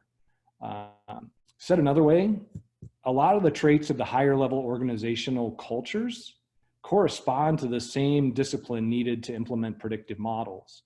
And so in a way, technology may serve as an indicator of the organization's level of culture. I just thought I'd throw that out there for those of you that were at the meeting yesterday and saw that presentation. So to dive into a couple of the different types of safety programs, I think we're all familiar with compliance. It was around and very popular when I first came into the construction world, and it was based around getting people to do what you told them to do because that's what the rules were. And it's still around today, unfortunately, in some places. Behavior-based safety evolved quickly after that, though, because we discovered that it wasn't getting us where we needed to be. We weren't achieving lower goals as a result of telling people what to do. So we decided, hey, let's bring them into the mix and let's involve them in some of these decisions. And lo and behold, it improved us a lot. Our rates improved quite dramatically. But we still limited the number of observers and we used observations and inspections, but only to identify some leading indicators. We didn't really take full advantage of that data. That was behavior-based safety. Now, predictive-based safety builds on what behavior-based safety was or is, and it adds a layer of data and analytics. So we're focused on both worker behavior, but we are also interested in the data of that interaction. We use observations in predictive-based safety for engagement, and we use predictive indicators, not leading indicators. Data transparency is a big thing in predictive-based safety, and in order to generate the large amounts of data we need, it involves a broad base of observers. Here's a little bit of a timeline of how the evolution of safety programs came about. And while the idea of predictive-based safety has been around for a while, they really have only become commercially viable with recent advances in technology. That said, what does this thing called predictive-based safety look like? So I enter my second analogy or story here. So this is Jim. He's a fictitious safety manager, and he administers his predictive-based safety program on his job site. He makes sure that all his supervisory staff perform their safety observations and engage with craft workers every day. And then through these interactions, Jim and his team are driving engagement with the workforce, but they're also collecting tons of data on those engagements. And so they're measuring that and combining it with other data sources. These data sources are fed into a predictive model. The model runs every Sunday so that the Monday morning, the predictions are fresh and new, and then Jim can take a look, sit down and look at his dashboard on Monday morning before his all hands meeting and evaluate what the model is telling him. As he reviews the model, it gives him a couple things. It tells him where he ranks on the list of projects and also gives him some suggestions for risk mitigations. So he takes those recommendations to the all hands meeting, and he lets his crews know that they're at elevated risk this week. And then as a result, they decided to perform additional safety observations early in the week to re-engage the craft. And then also they brought in some discretionary safety support resources to reduce the risk of an incident. If you contrast this with how things are done today, my experience, I never got an extra hand on safety until after I had an incident. And so if you look at this is being more proactive. Following a process like this can significantly improve overall performance. This is a number that I saw when I deployed at Sunt Construction. We substantially improved how we were performing. But the question is, how does all this technology behind predictive-based safety work? So I want to dive into that, but before I do, I'm gonna talk a little bit about the basics of artificial intelligence and machine learning. That's what AI and ML stand for here. Just to give everybody a level set on what these are, because there is some confusion. Artificial intelligence is a broad term that is indicative of any computer that demonstrates thought or indicates that it has a level of thought. And it can be, artificial intelligence is a broad term that can be used for learning and problem solving and classification. A subset of artificial intelligence is called machine learning, and machine learning is a higher level sophistication. It's exemplified by computer vision, natural language processing, and predictive modeling, and these are very high level performance learning models that computers are executing. And then I don't have a slide for it, but if I were to draw another subset or another circle on here, there would be something called deep learning, which is even a subset of the machine learning thing, just to get us all on the same page as far as what those three different artificial intelligence categories are. So as you build models, models can be built and measure different things. So there's three different models I'm going to talk about today, and they have on the horizontal axis I have the difficulty in building that model, and on the y-axis I have the value of the outputs from those models. And I think we're all familiar with descriptive analytics. We may or may not know that, but descriptive analytics answer the question, what happened? And these are the reports you get every week: your cost report, your man-hour, your man-hour reports, and all sorts of reports you get off your jobs. That's what these are, is their hindsight. Predictive analytics generates insights, and they answer the question, what will happen? So based on all these patterns that the computer has detected in the past, it's able to extrapolate and predict what will happen using predictive analytics. The trouble is, as pragmatic people in construction that we are, we always want to know what's next. So we want foresight, and that's what prescriptive analytics are. It's how do we make it happen or make it not happen in some instances, like in the case of an incident. Prescriptive models are very difficult to build. They take a lot of data, and they also take a lot of domain expertise when you're putting the data together in a model. So let's talk a little bit about what goes into building these models. Analogy number 3. If you think about a predictive model as if it were a tree needs soil to grow. The soil contains nutrients, and their nutrients are important to a tree, but they're not the only thing it survives on. So then we also have water. Water unlocks the nutrients from the soil. And if the tree isn't watered frequently enough, it won't flourish. If the right amount of water isn't added at the right time, it won't produce fruit. Fruit from the tree tastes best when it's received the right mix of rich soil and the perfect amount of water at the right time. And the fruit is our prediction. To think of this in terms of a deployment, how we would deploy these within an organization, to make good predictions, a model needs good data collected using a standardized process. So it involves people, process, and technology. And they're all needed to achieve success. And if you're out of balance in any one direction, your results will suffer. I've talked to folks before where they say, you know, I really like the technology and I think we can do the process, but I don't know if my people can handle it.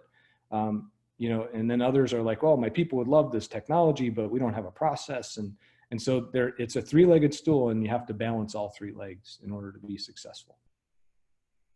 So now that we all have a level set on what the technologies are and how a little bit about how they're built, I want to talk about the different uses for AI in construction safety, and how it's being used today. So I've got three different areas I'm going to talk about. I'm going to talk a little bit about computer vision, enhanced data collection, and predictive models. And just a spoiler alert, SmartVid happens to offer a product in each one of these areas. So I'm going to start each one of these sections with a quote. And Napoleon Hill said, "There's no such thing as something for nothing." And using AI, we're about as close as you can get to getting something for nothing when we use imagery collected on our job sites to get insights. And the way we do that is through a guy named Vinny. Amazon has their Alexa and IBM has Watson. SmartVid.io has Vinny, and he's named after a superintendent in New Jersey. Vinny is part of an offering that we call safety monitoring. And how safety monitoring works is Vinny he ingests all the imagery on the project, and he's great at finding construction workers and construction photos. We had to prove how well our models work, how Vinny worked to one customer. They made us go up against Google's AI to detect workers in a construction photo. And as it turns out, our Vinny is 4 times better than the Google AI at identifying a worker in a noisy construction photo. There's a lot of complexity to it. And this is a great example. You've all been looking at this picture for a few seconds, and you probably see 5 workers. Vinny sees 6. And he's not done once he sees that 6th person. He's analyzing every person in milliseconds on whether they're wearing a hard hat, gloves, a vest, glasses, all their appropriate PPE. And I remember I said that this is like getting something for nothing. So we used Vinny to analyze the project progress photos that you already collect on your job. So it's not like we're asking for Vinny only photos that for you to go out and add a new process. We're actually taking advantage of something you already are doing on your projects. So I'm going to give you another test here coming up. I'm going to give you a few seconds to look at this next photo and see if you can count the people in it like Vinny does.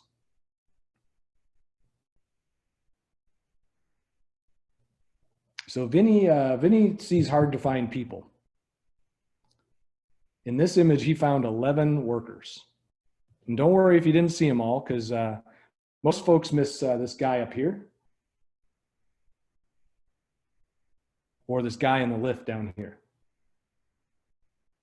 It's pretty impressive that he can pick up a person behind a railing, or that doesn't have an upper torso. It's concealed by something. But this is what computer vision is. It's computer vision in action. Vinny sees a lot more than just people in PPE though. He can see housekeeping issues, standing waters, 4 different types of ladders. He can recognize a job-built ladder leaned up against a wooden wall, which was a particularly hard challenge to build that computer vision model. He sees 3 different types of lifts, and people often ask if Vinny works on video feeds, and the answer is yes. So in fact, we're training Vinny to detect the distance between workers and equipment to see which workers are at risk for being hit by a piece of equipment. So as you can see here, as a person gets into the cab, they turn green because they're an operator. And as these people huddle, they're in red because they're in the encroachment zone potentially of that bobcat that's moving. And as the bobcat moves away, you'll see that those individuals turn back to green. because they are out of the encroachment zone. So we're teaching Vinny to recognize these hazards, and we're calling this MEPI, which is a mechanical equipment and personnel interface. Detecting these risks in images and video feeds is pretty neat, but when our customers use that data to improve, that's where the real reward is. This is an example of a dashboard that shows our work at height metrics that Vinny has derived from photos. There's no human hand in the calculation of these numbers. These are derived strictly from tags that come from photos. And then they're shared on a dashboard that can be distributed widely across your organization. Now turning toward the pandemic a little bit, when the pandemic hit, and jobs were abruptly shut down, we all learned a new term for social distancing, right? And one of the best ways to prevent the spread is through distance and avoiding large groups. So we kind of aimed Vinny at this problem. And what we came up with were some new talents. Vinny can not only identify social distancing practices, and we're working on the presence of masks, but he's also learned how to now make an automated safety observation and send out project alerts using our observation tool. So that project teams can then use those alerts to track these items to closure, helping everybody stay safer on job sites. So our hope is that with these new skills, it'll give workers and employers,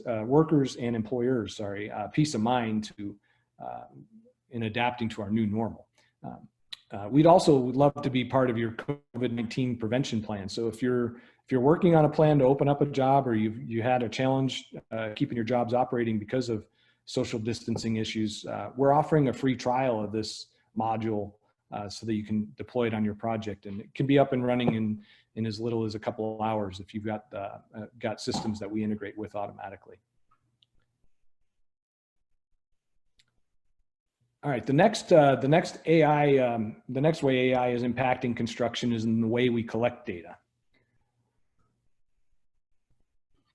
So when you begin with the end in mind, software applications are no different. They get better when you start with what the end use is going to be. So when you know you'll be using your data in a predictive model, you go about collecting that data differently. That's kind of the saying that we have around the house here. And as I mentioned before, I've seen a lot of different data from different companies. Some of the most common issues I encounter are listed here. The showstoppers when it comes to using data and building predictive models are highlighted in red. These items they don't allow us to build a predictive model. And I mean, it's obvious, right? Like missing data, you just can't recreate it, or if it's locked up somewhere that you can't get it out. And then master data issues. This refers to how different systems are tied together using a shared set of IDs, so employee IDs and project IDs. And if you don't have, for example, if you're not collecting project IDs or employee IDs in your safety system, it's impossible to link the IDs in that system to your cost system or your human resources system. The others are common issues, but we've developed tools and means to get around them. It makes modeling a little bit more difficult, but they don't present a problem that we can't surmount. So when you build an application to collect data that will be consumed by AI, you approach that data collection differently. So how, right? For one, you actively find and fix the issues that I mentioned on the prior slide. Then you change how you go about selecting software solutions as you go forward. You look at tools that you're going to deploy differently when you know the problems you're creating for yourself. And I'll highlight some of these features, some of the features to look for using our safety observation product as an example. So it's kind of a twofer. You get a list of ideas and also a tour of our safety observation tool.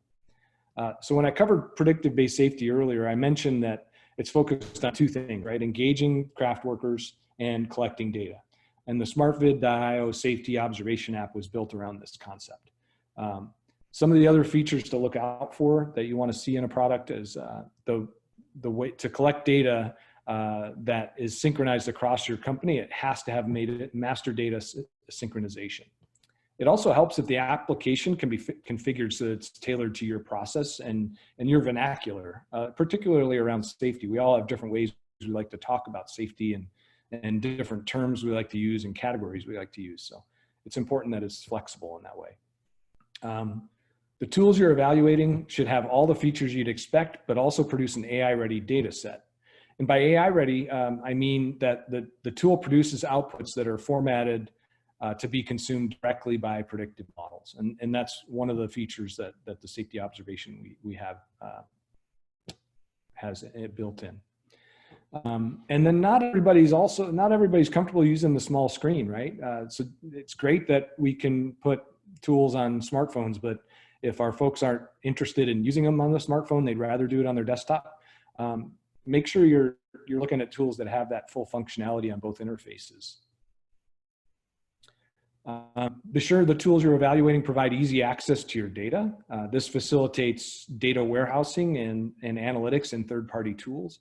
You don't want your data put in a system that it's impossible to get out of.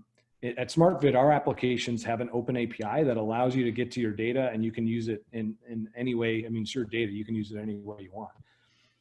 And then the final topic on our list here today for AI uses in construction are predictive models. So this is a general term or a broad term for predictive and prescriptive models, as I mentioned before. So got a quote here: "The groundhog is like most other prophets. It delivers its predictions and then disappears. But unlike groundhogs, our predictive models are built to stick around." Okay, so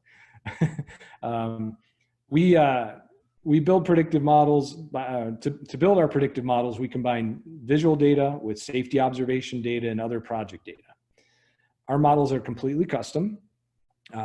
They're built on the customer's data sources. So it's not like there's a recipe or anything like that. We're not building general models with fixed inputs. And we're data source agnostic, meaning we try to accept all sources of data. We're not restricting predictive modeling and other engagements to just our sources or our products. This graphic illustrates why you have to be able to connect your different data sources together and why it's so important. But let's talk a little bit more about how we go about building these things.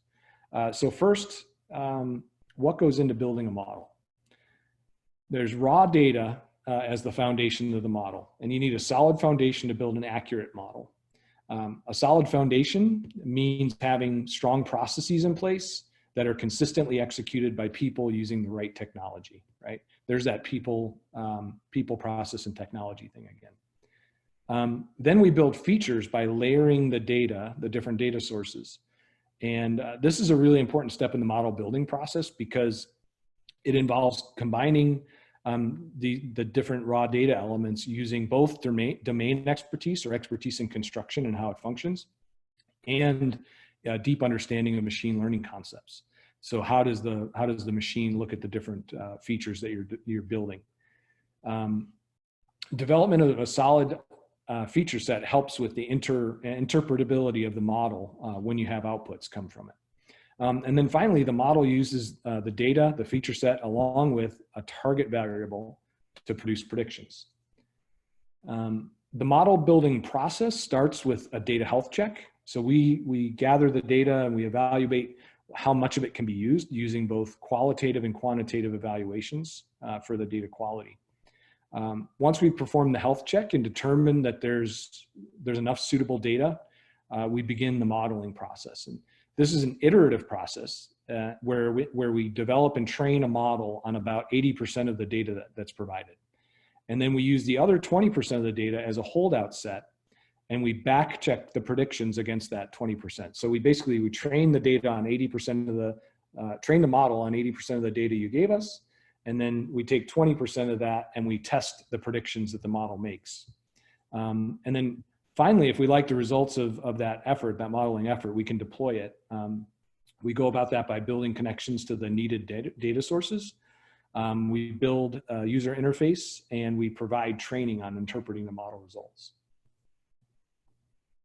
By far, the most common predictive model we build is the one that answers the question, which one of my projects is most likely to have a safety incident in the coming week? I mean, this is bar none is what everybody's trying to figure out, and it's very common, a very common solution for us to build. For this model, we provide several outputs. This is when we get the right inputs, we can make this a prescriptive model. This, in other words, it gives you the reasons why, and it gives you action items to follow. So the outputs include a rank ordered list of the projects in your system from highest risk to lowest risk. It gives a list of predictive insights, or basically the drivers that are driving the predictive ranks. And then finally, it gives a list of the mitigations that each project or work site can use, can take to reduce the risk of an incident happening. So that's the definition of prescription. If you don't have that list of mitigations at the end, you're just in a predictive model, and you're sitting there wondering how I can prevent it. Sometimes understanding model accuracy can be a little bit confusing. So I put this slide in here to help us all. The way we like to think about it is like a filter. If you use AI, how many projects can you filter out so you focus on the ones that are most important? For the best models that we've seen, incidents occur in the top 9 ranked projects out of 60. This would be roughly equivalent to about a 20% accuracy, 15 to 20% accuracy. And as I mentioned earlier, when using predictive results effectively, you can greatly improve overall safety performance. So that wraps up the discussion on how AI is being used in construction. But I wanted to also review a couple thoughts before I concluded here.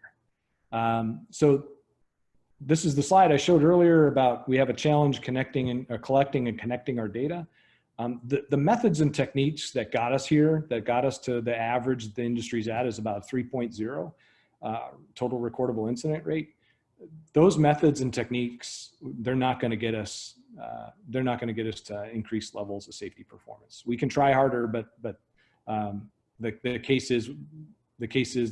chances are that it's not going to improve us substantially. We need to do a better job of collecting and connecting our data.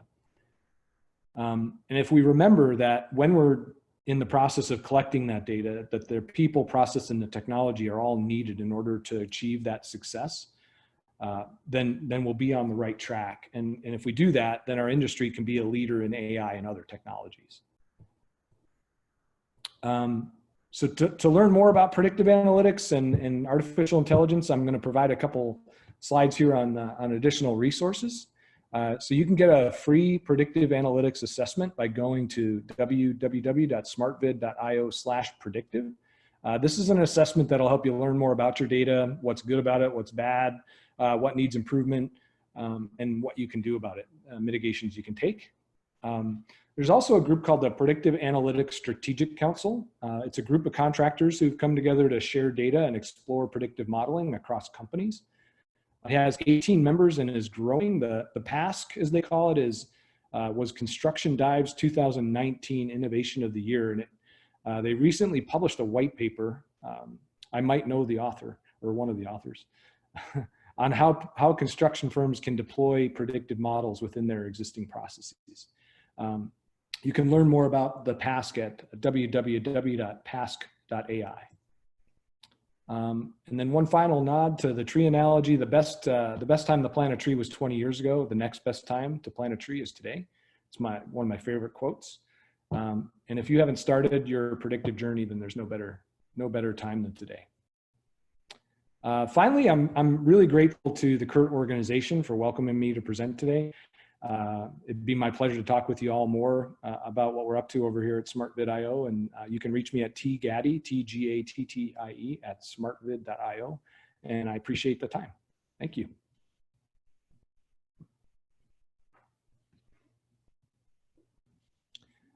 I could open it up for any questions if anybody's got any. Hey, Kevin, you're on mute. Thank you. Thank you, Tim. So very informative, and thanks for the compact education in AI and machine learning and your predictive models. So right now we're going to have a panel discussion. So if you have questions for Adele or Tim, either use the chat box or unmute yourself and ask the questions. Hey, Tim, it's Herb Strong. Just wondering, is your company public? No, we're a startup. We're venture funded right now, and we're going for a round B here sometime late this year. Okay. Might be a good investment, good stock tip. Hey, Tim, about Winnie, is that robot with mobility on construction site, or is a fixed camera, or what? So Vinny is just an AI, and what we do is we upload the photos taken on the job site, and we analyze them in near real time. So if you take a photo on your job site through any one of our integration partners or through our app, it automatically goes to Vinny. Vinny analyzes it and puts back the results in less than a minute. Wow, let's see. Thank you. And what are you telling? Hi, Tim. Well done. I agree with Herb. It's a great investment opportunity. What are you? Tell me what Vinny's looking for. What have you predisposed him to be looking? I heard you mention like work at height or people-machine interfaces. What is it you're telling him to look for? What kind of data would I get back if I sent you my photos? Yeah, so you get. We're looking for subtle underlying signals of risk with Vinny. So we do human observations on our job sites, and we're really good at identifying patterns and checking for things that a computer's never going to see. So we know that Vinny's not going to see everything, but we're supplemented there by human observations. So we aimed Vinny at things that we as humans grow really complacent to. So you know, hard hats and PPE are really simple, but those are a good indicator of the quality of the safety culture on a project. We also, like you said, work at height. So work at height is a factor that's combined of the number of ladders and the number of lifts on the job site, along with identifying workers that are close to an edge of some sort. We do that with Vinny. So that's a model that we've built, identifying a worker on a ladder at an edge, near guardrail, stuff like that, so that we can get an overall feel for the job site's level of risk. Housekeeping and standing water are big factors in job site safety. You've all heard, I'm sure, that a trained safety manager can walk a job site and the first thing they look for is housekeeping, because that's the best indicator of safety. It's kind of true. I mean, if you've got a job site that's messy, it's definitely much more dangerous than other sites. But what's really interesting to me is that we're identifying different phases of work now. And so we're starting that little feature that I talked about where Vinny's creating an automatic safety observation. We're starting to do that not just with the COVID stuff, but we're working on doing it with other factors. So like if you've got a person working on a ladder and they're in the same image as uncapped rebar, which we can also identify, that's a big hazard, right? Or if you've got a person working on a ladder in an image that has guardrail, that could potentially be a big hazard. So we're generating these automatic safety observations, or starting to, and I think that's going to be the next phase of where we bring value. Very cool. Thank you. I had a question now regarding some little bit different on the safety front, but like more on the HR side. Is there any laws or regulations about kind of filming or taking photography and analyzing it with other people involved? Well, yeah. So first, I'll get out ahead of that a little bit. Is that we don't do facial recognition, so it's just the imagery that's captured. But first off, most contractors have wised up to exactly what you're talking about, and so they post at their gate a sign alerting them that there's photography in progress, because most contractors are using 360 cameras and other types of cameras to do progress photography, and inevitably a worker gets in them, right? There's workers in them. That's actually what we want. We want to see photographs with work going on, because then we can measure different things. We can measure stuff without workers, but it really doesn't give us a full picture. Does that answer your question, Ian? Yeah, thank you. And I'm all for it. It was just some of the stuff when I talk about analytics and stuff on that with AI systems, it's brought up within that department. So Tim, does this operate on a live feed as well, or does it have to be, recorded, then sent, then analyzed, or does it do it live time?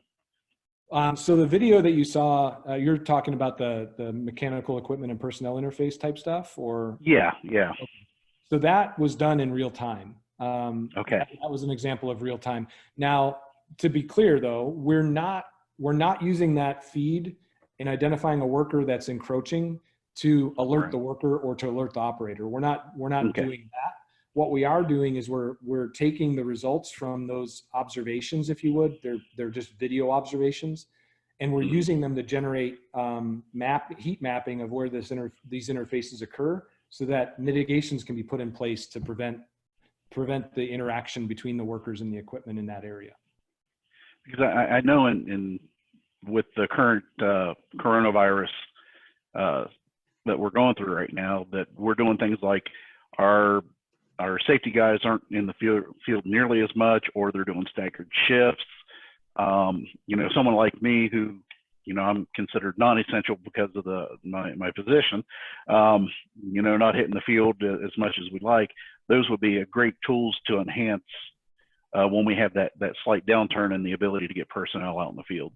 Yeah, and we have camera partners that we work with, that if that's a desire of a customer of ours, we can install cameras at certain locations. We like to be involved in that conversation because we know what we're looking for. But we do have partners that we integrate with that we can use their video feeds to help. Tim, can your model predict using leading metrics or data collect through observations? Yeah, we use observations, incidents. We like to get an idea of the head count on projects. We like to know a little bit of data about the project, like its location, and some other factors. But the predictive model, uses the observations are actually a keystone to that predictive model.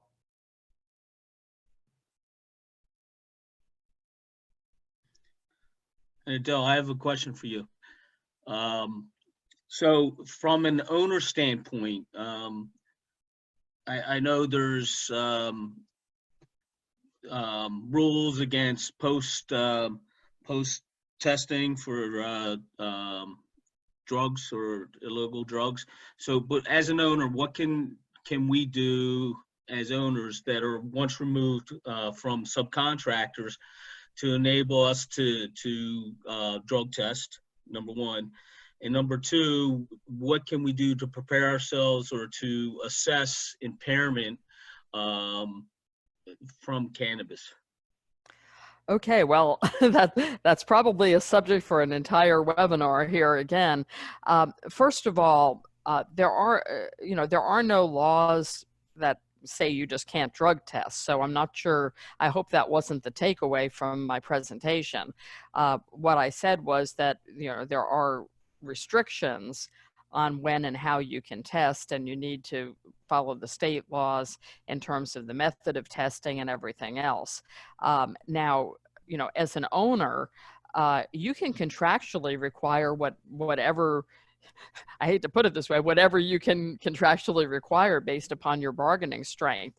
And if you want to make it a condition of the project that your subcontractors do pre-employment drug testing, random or reasonable suspicion testing, or even post-accident testing, you can do that. And OSHA has made it clear, both under Obama and under the current interpretation, that if you are doing this testing because you have a legal obligation to do it, whether it's pursuant to a multi-employer complex construction project contract, or whether it's pursuant to a workers' comp contract, you can do it then. What they don't want is you simply arbitrarily testing people just because they've been injured, in trying to play a gotcha game to discourage workers from reporting injuries. But OSHA is not going to force you to be in violation of a contract. And, in terms of who can test, those are things to be negotiated by the parties. Personally, I can't see that an owner would want to physically be undertaking the testing of a third party's workers, but you could require the sub to do it as part of their bidding process, their contractual agreements. So we could mandate as an owner that there will be post-accident testing would be required. Right. And, there is certainly a justification for that based on safety grounds. And as long as you're not singling out, say, we're only going to put this on the women-owned businesses or the MBEs, and we're not going to put it on our other contractors, if it's applied across the board in an even-handed way, those are not contractual terms that are going to be found offensive by a court or shock the conscience. The parties are entering into this, freely. Drug testing is a fairly common thing in the industry to begin with, and all you're doing is setting up the parameters for when and how it will be done on this project. And if a sub doesn't agree with it, they can vote with their feet and not sign the contract. Okay. And then the second question regarding things that owners can do to help them assess impairment from cannabis. Well, employee or supervisor training clearly is going to be important. And, there's a lot more than just gauging impairment. Right now, we don't have the methodology to do that. If I'm a regular user of medical cannabis, I could take a 25, milligram edible and it'll alleviate pain, but I'll be functional. You could take somebody who isn't normally using it and that would put them on their butt. So quantification of impairment is really the holy grail. That hound breathalyzer, the one I talked about that Alameda County, California is using, is helpful because it will at least capture recent use. It wouldn't itself quantify whether you took one hit off of a joint or whether, you sat there and did 15 bongs, before you put your feet on the floor in the morning, but it's at least going to capture recent use. And that is, really head and shoulders above where we are now, which is simply capturing the fact that you may have used it at some point, between 1 and 30 days ago. Again, the quantification, is something women are going to test positive longer because, and I'm not saying this in any pejorative way, it stays in the fat cells, and women, even skinny women have more fat cells than a comparable man. So a man using the same amount as a woman, once and done, the woman is going to test positive longer, even though there will be no impairment. This is really the problem with medical cannabis. A lot of people use it for sleep disorders. When they wake up in the morning, after 6-7 hours sleep, they're not going to be under the influence of it, but they are still going to test positive, and it will even be at something of a high level because it's been fairly recent use. If I did an edible and then I was tested a week later, I might still test positive, but it would be at a lower level. So what I am urging companies to do, and then I'll shut up, is get away from this, numbers gotcha game and look at functionality, which I think is going to your question. Look at impairment from all sources. Fatigue can be just as debilitating and just as unsafe as somebody who has smoked a little bit of pot or who has had a beer or two. We have studies that show that. So when we have people who return to full employment and they're working 2 and 3 jobs, those are people who are going to be at high risk. And there are some technologies out there now. I'm not pushing any of these. I have no financial interest, but one that I've seen, say, at some AGC conferences is a thing called Sober Eye, which captures, your pupil reflex, but it can gauge impairment from a variety of sources without necessarily quantifying, is it from weed? Is it alcohol? Is it opiates? Is it fatigue? Is it, you know, some other stress factor going on? I'm just going to say with COVID, I think we're all a little, one bubble off a level right now in terms of our full functionality. And I worry about that as people return to work, because I think that is going to have an adverse impact on safety, distraction, and preoccupation. Those can be impairing as well. So we look for that holy grail of the magic number that will separate the high from the non-high. It isn't really out there, but I think this move toward things like the sober eye, or there's another program, I don't even know the name of it, where you do your own baseline upon hire, drawing concentric circles and keeping the stylus in place. And you do it a few times to catch variability. And they're using this in some mines overseas. In fact, every morning as you go there, you do your little thing. It takes 5 seconds. As long as you're within your own unique parameters, you're good to go. And if it's outside of those, then you're referred to a supervisor just for a secondary, discussion or screening. Hey, Tommy, is there anything going on with you today? Well, the baby was up crying all night. Okay. Do you feel good enough to do your job? I mean, you can have those kind of inquiries, and it isn't always going to be just about substance abuse, but we want to make sure people are fit for duty for all reasons. And that, I think, is really, the ultimate goal here. But if you want to look at something, I'll give you one more here. The Illinois medical cannabis law is the only one I've seen that actually has statutory language defining impairment. So I have been telling my clients when I've been helping rewrite some of their programs, if you want to put something in there, that you can hang a hat on to define impairment, I recommend cutting and pasting that right out of their statute, because at least you can point to us and say, look, a state legislature came up with this, and it doesn't look like the employer was arbitrary or capricious in deciding what criteria they were going to throw in there. Thank you. I'll just the sober eye thing. I have a peer that's using that, and they're using it for fatigue more than anything. So I think when they were talking about it, I was pretty intrigued, and then you mentioned it. So yeah,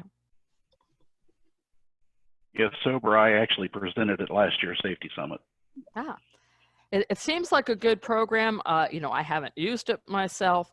I have looked at some of their presentations, but intuitively, it would make sense. And again, you don't really.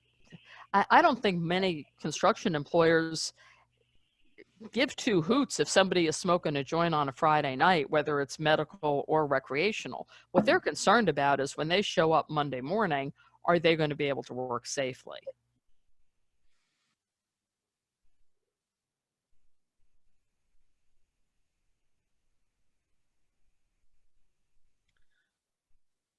More questions for either Tim or Adele? Tim,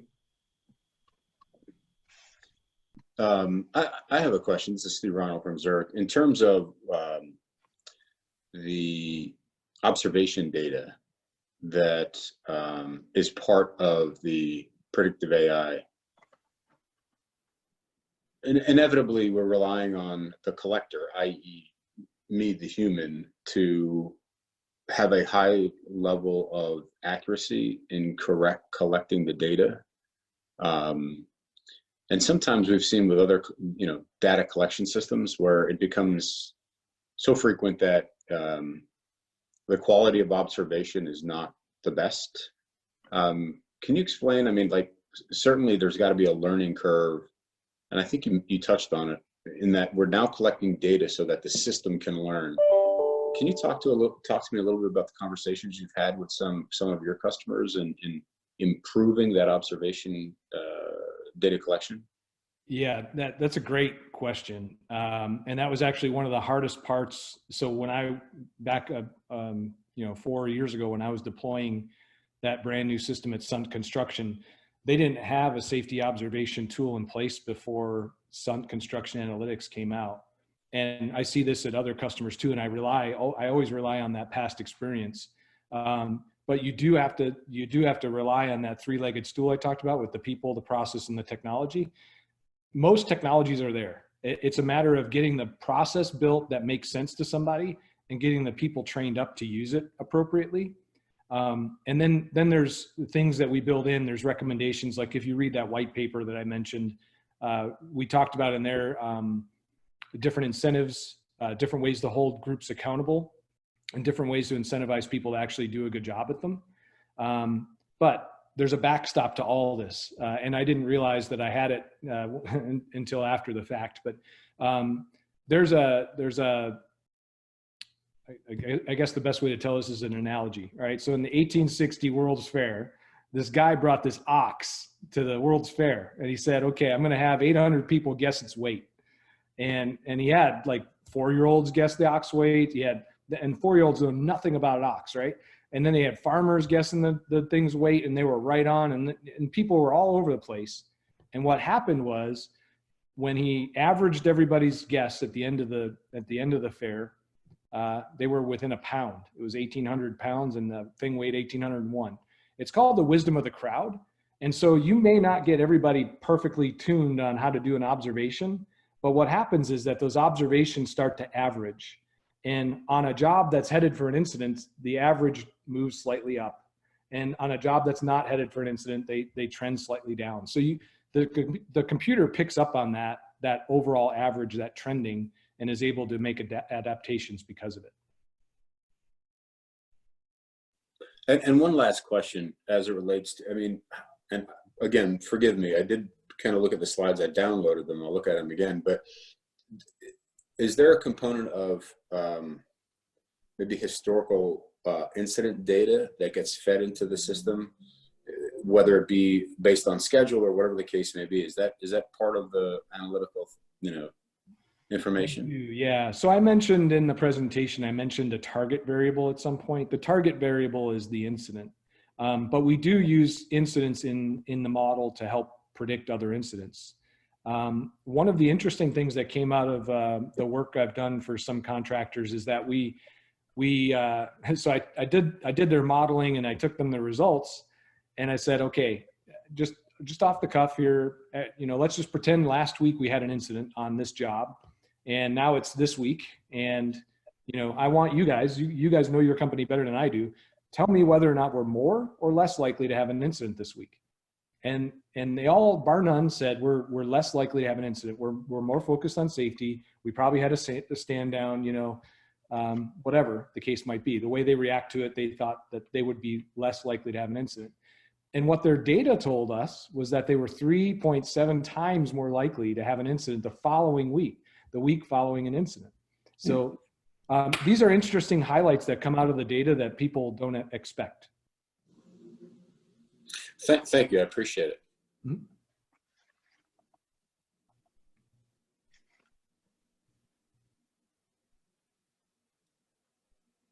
Additional questions for either Tim or Adele?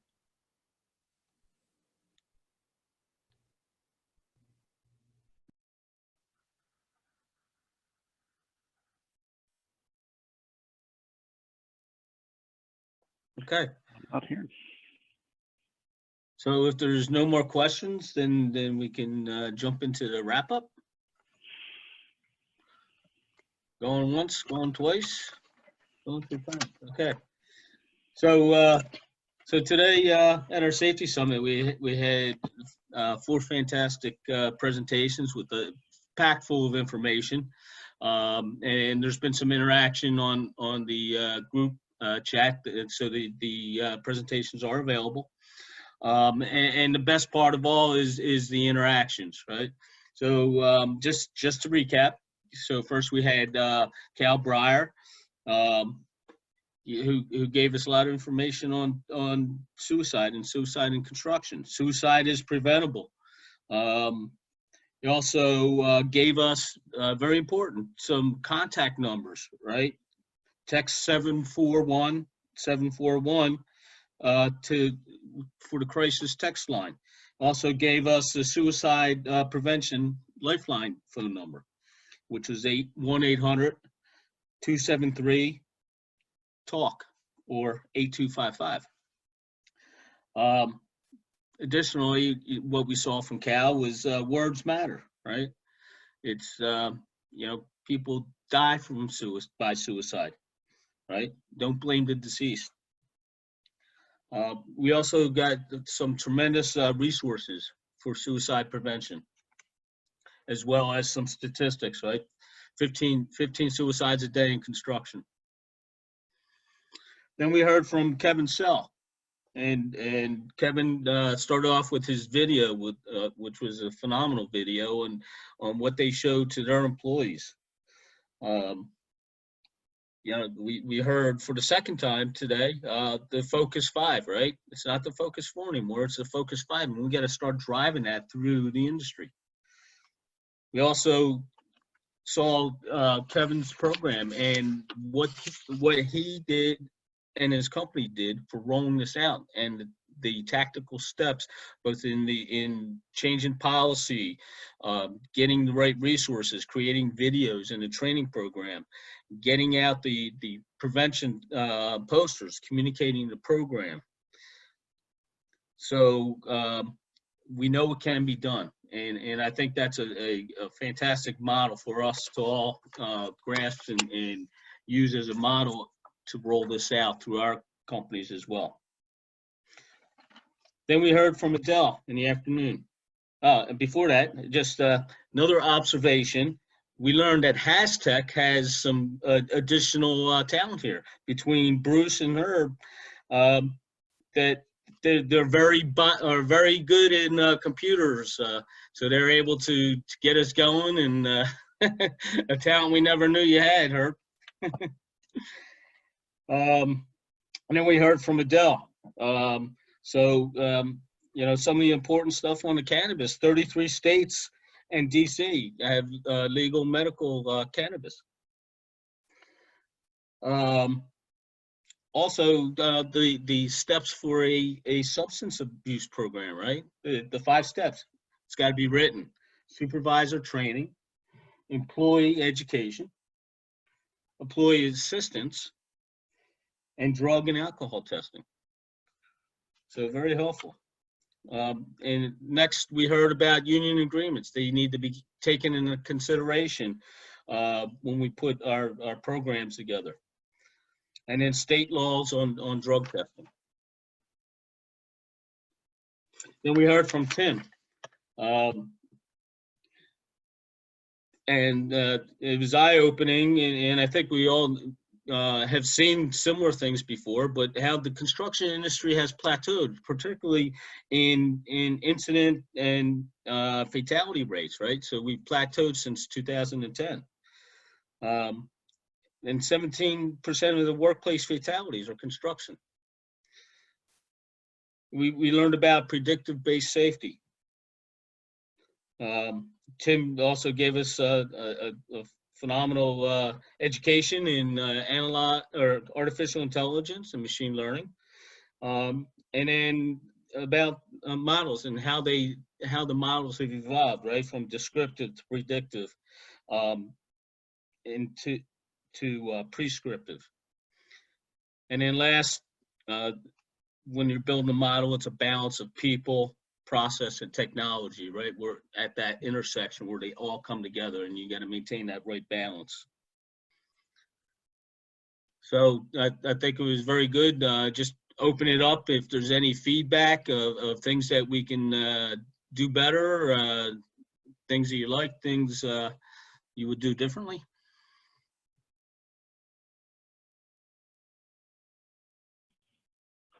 Or even possible topics for next year.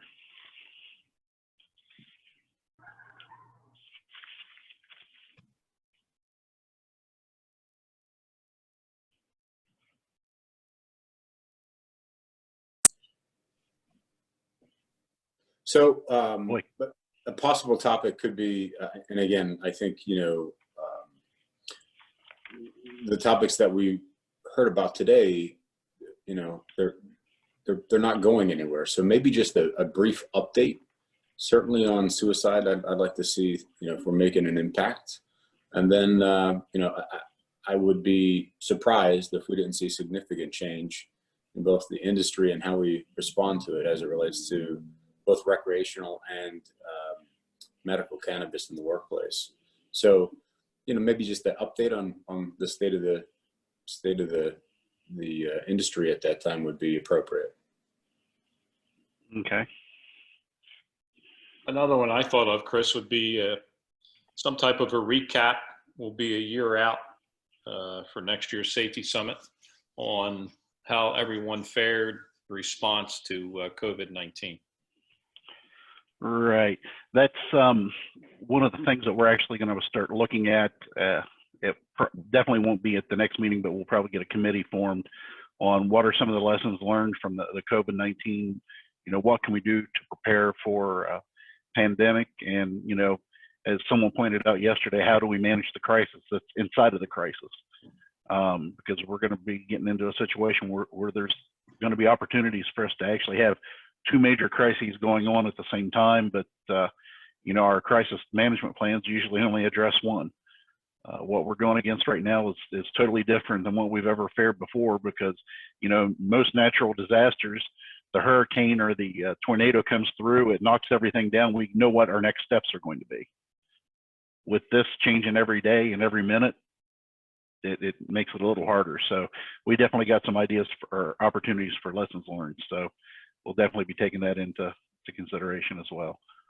I know our local emergency management officials here in South Florida, they're already preparing for what happens if we get a tropical system on top of COVID-19. So exactly. So that crisis on top of the crisis, or inside the crisis.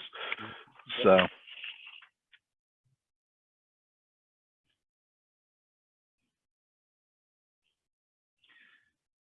Any other possible suggestions or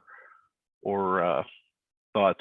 How did everybody think the technology worked today? It worked great for me as a speaker, so I appreciate that. And I was just going to mention in terms of topics, and it's front of consciousness because I just recorded a podcast with the Safety Justice League on this last night, but kind of taking a second look at whistleblower protections, because there's been a lot of change up in that area with the embedding of that in the electronic record keeping rule, and they've changed the desk book at OSHA in terms of how they're doing those investigations now. And of course, OSHA enforces whistleblower for DOT as well as under a number of environmental statutes. So if there's ever an interest in that, certainly I would be more than happy to present something on, you know, kind of the workers' rights and supervisor responsibilities from that aspect, so you don't run into tension with Section 11C or the new provisions in 1904. Okay, thank you. So Chris, from a technology standpoint, I think this technology worked better than when we're face to face, right? We always struggle at our meetings to, you know, of connecting with our external participants. And Exactly. So Zoom might be our new tool, or even Microsoft Teams. But so yeah, I'm always hesitant because I remember back to the national conference about 4 years ago, where our topic was technology and the use of technology in construction. And everything that we had on the laptop died. We had nothing. So I'm always hesitant about technology. But all right. Well, hey, I know we've got about 20 minutes left, and I'm not trying to take the thunder here, but we do have an opportunity, Kyle, if you're still there. If anybody would like to stick around, we can possibly do a breakout session just where we can break up into small groups and have a little informal chat, sort of like a little social, if anybody's interested in that.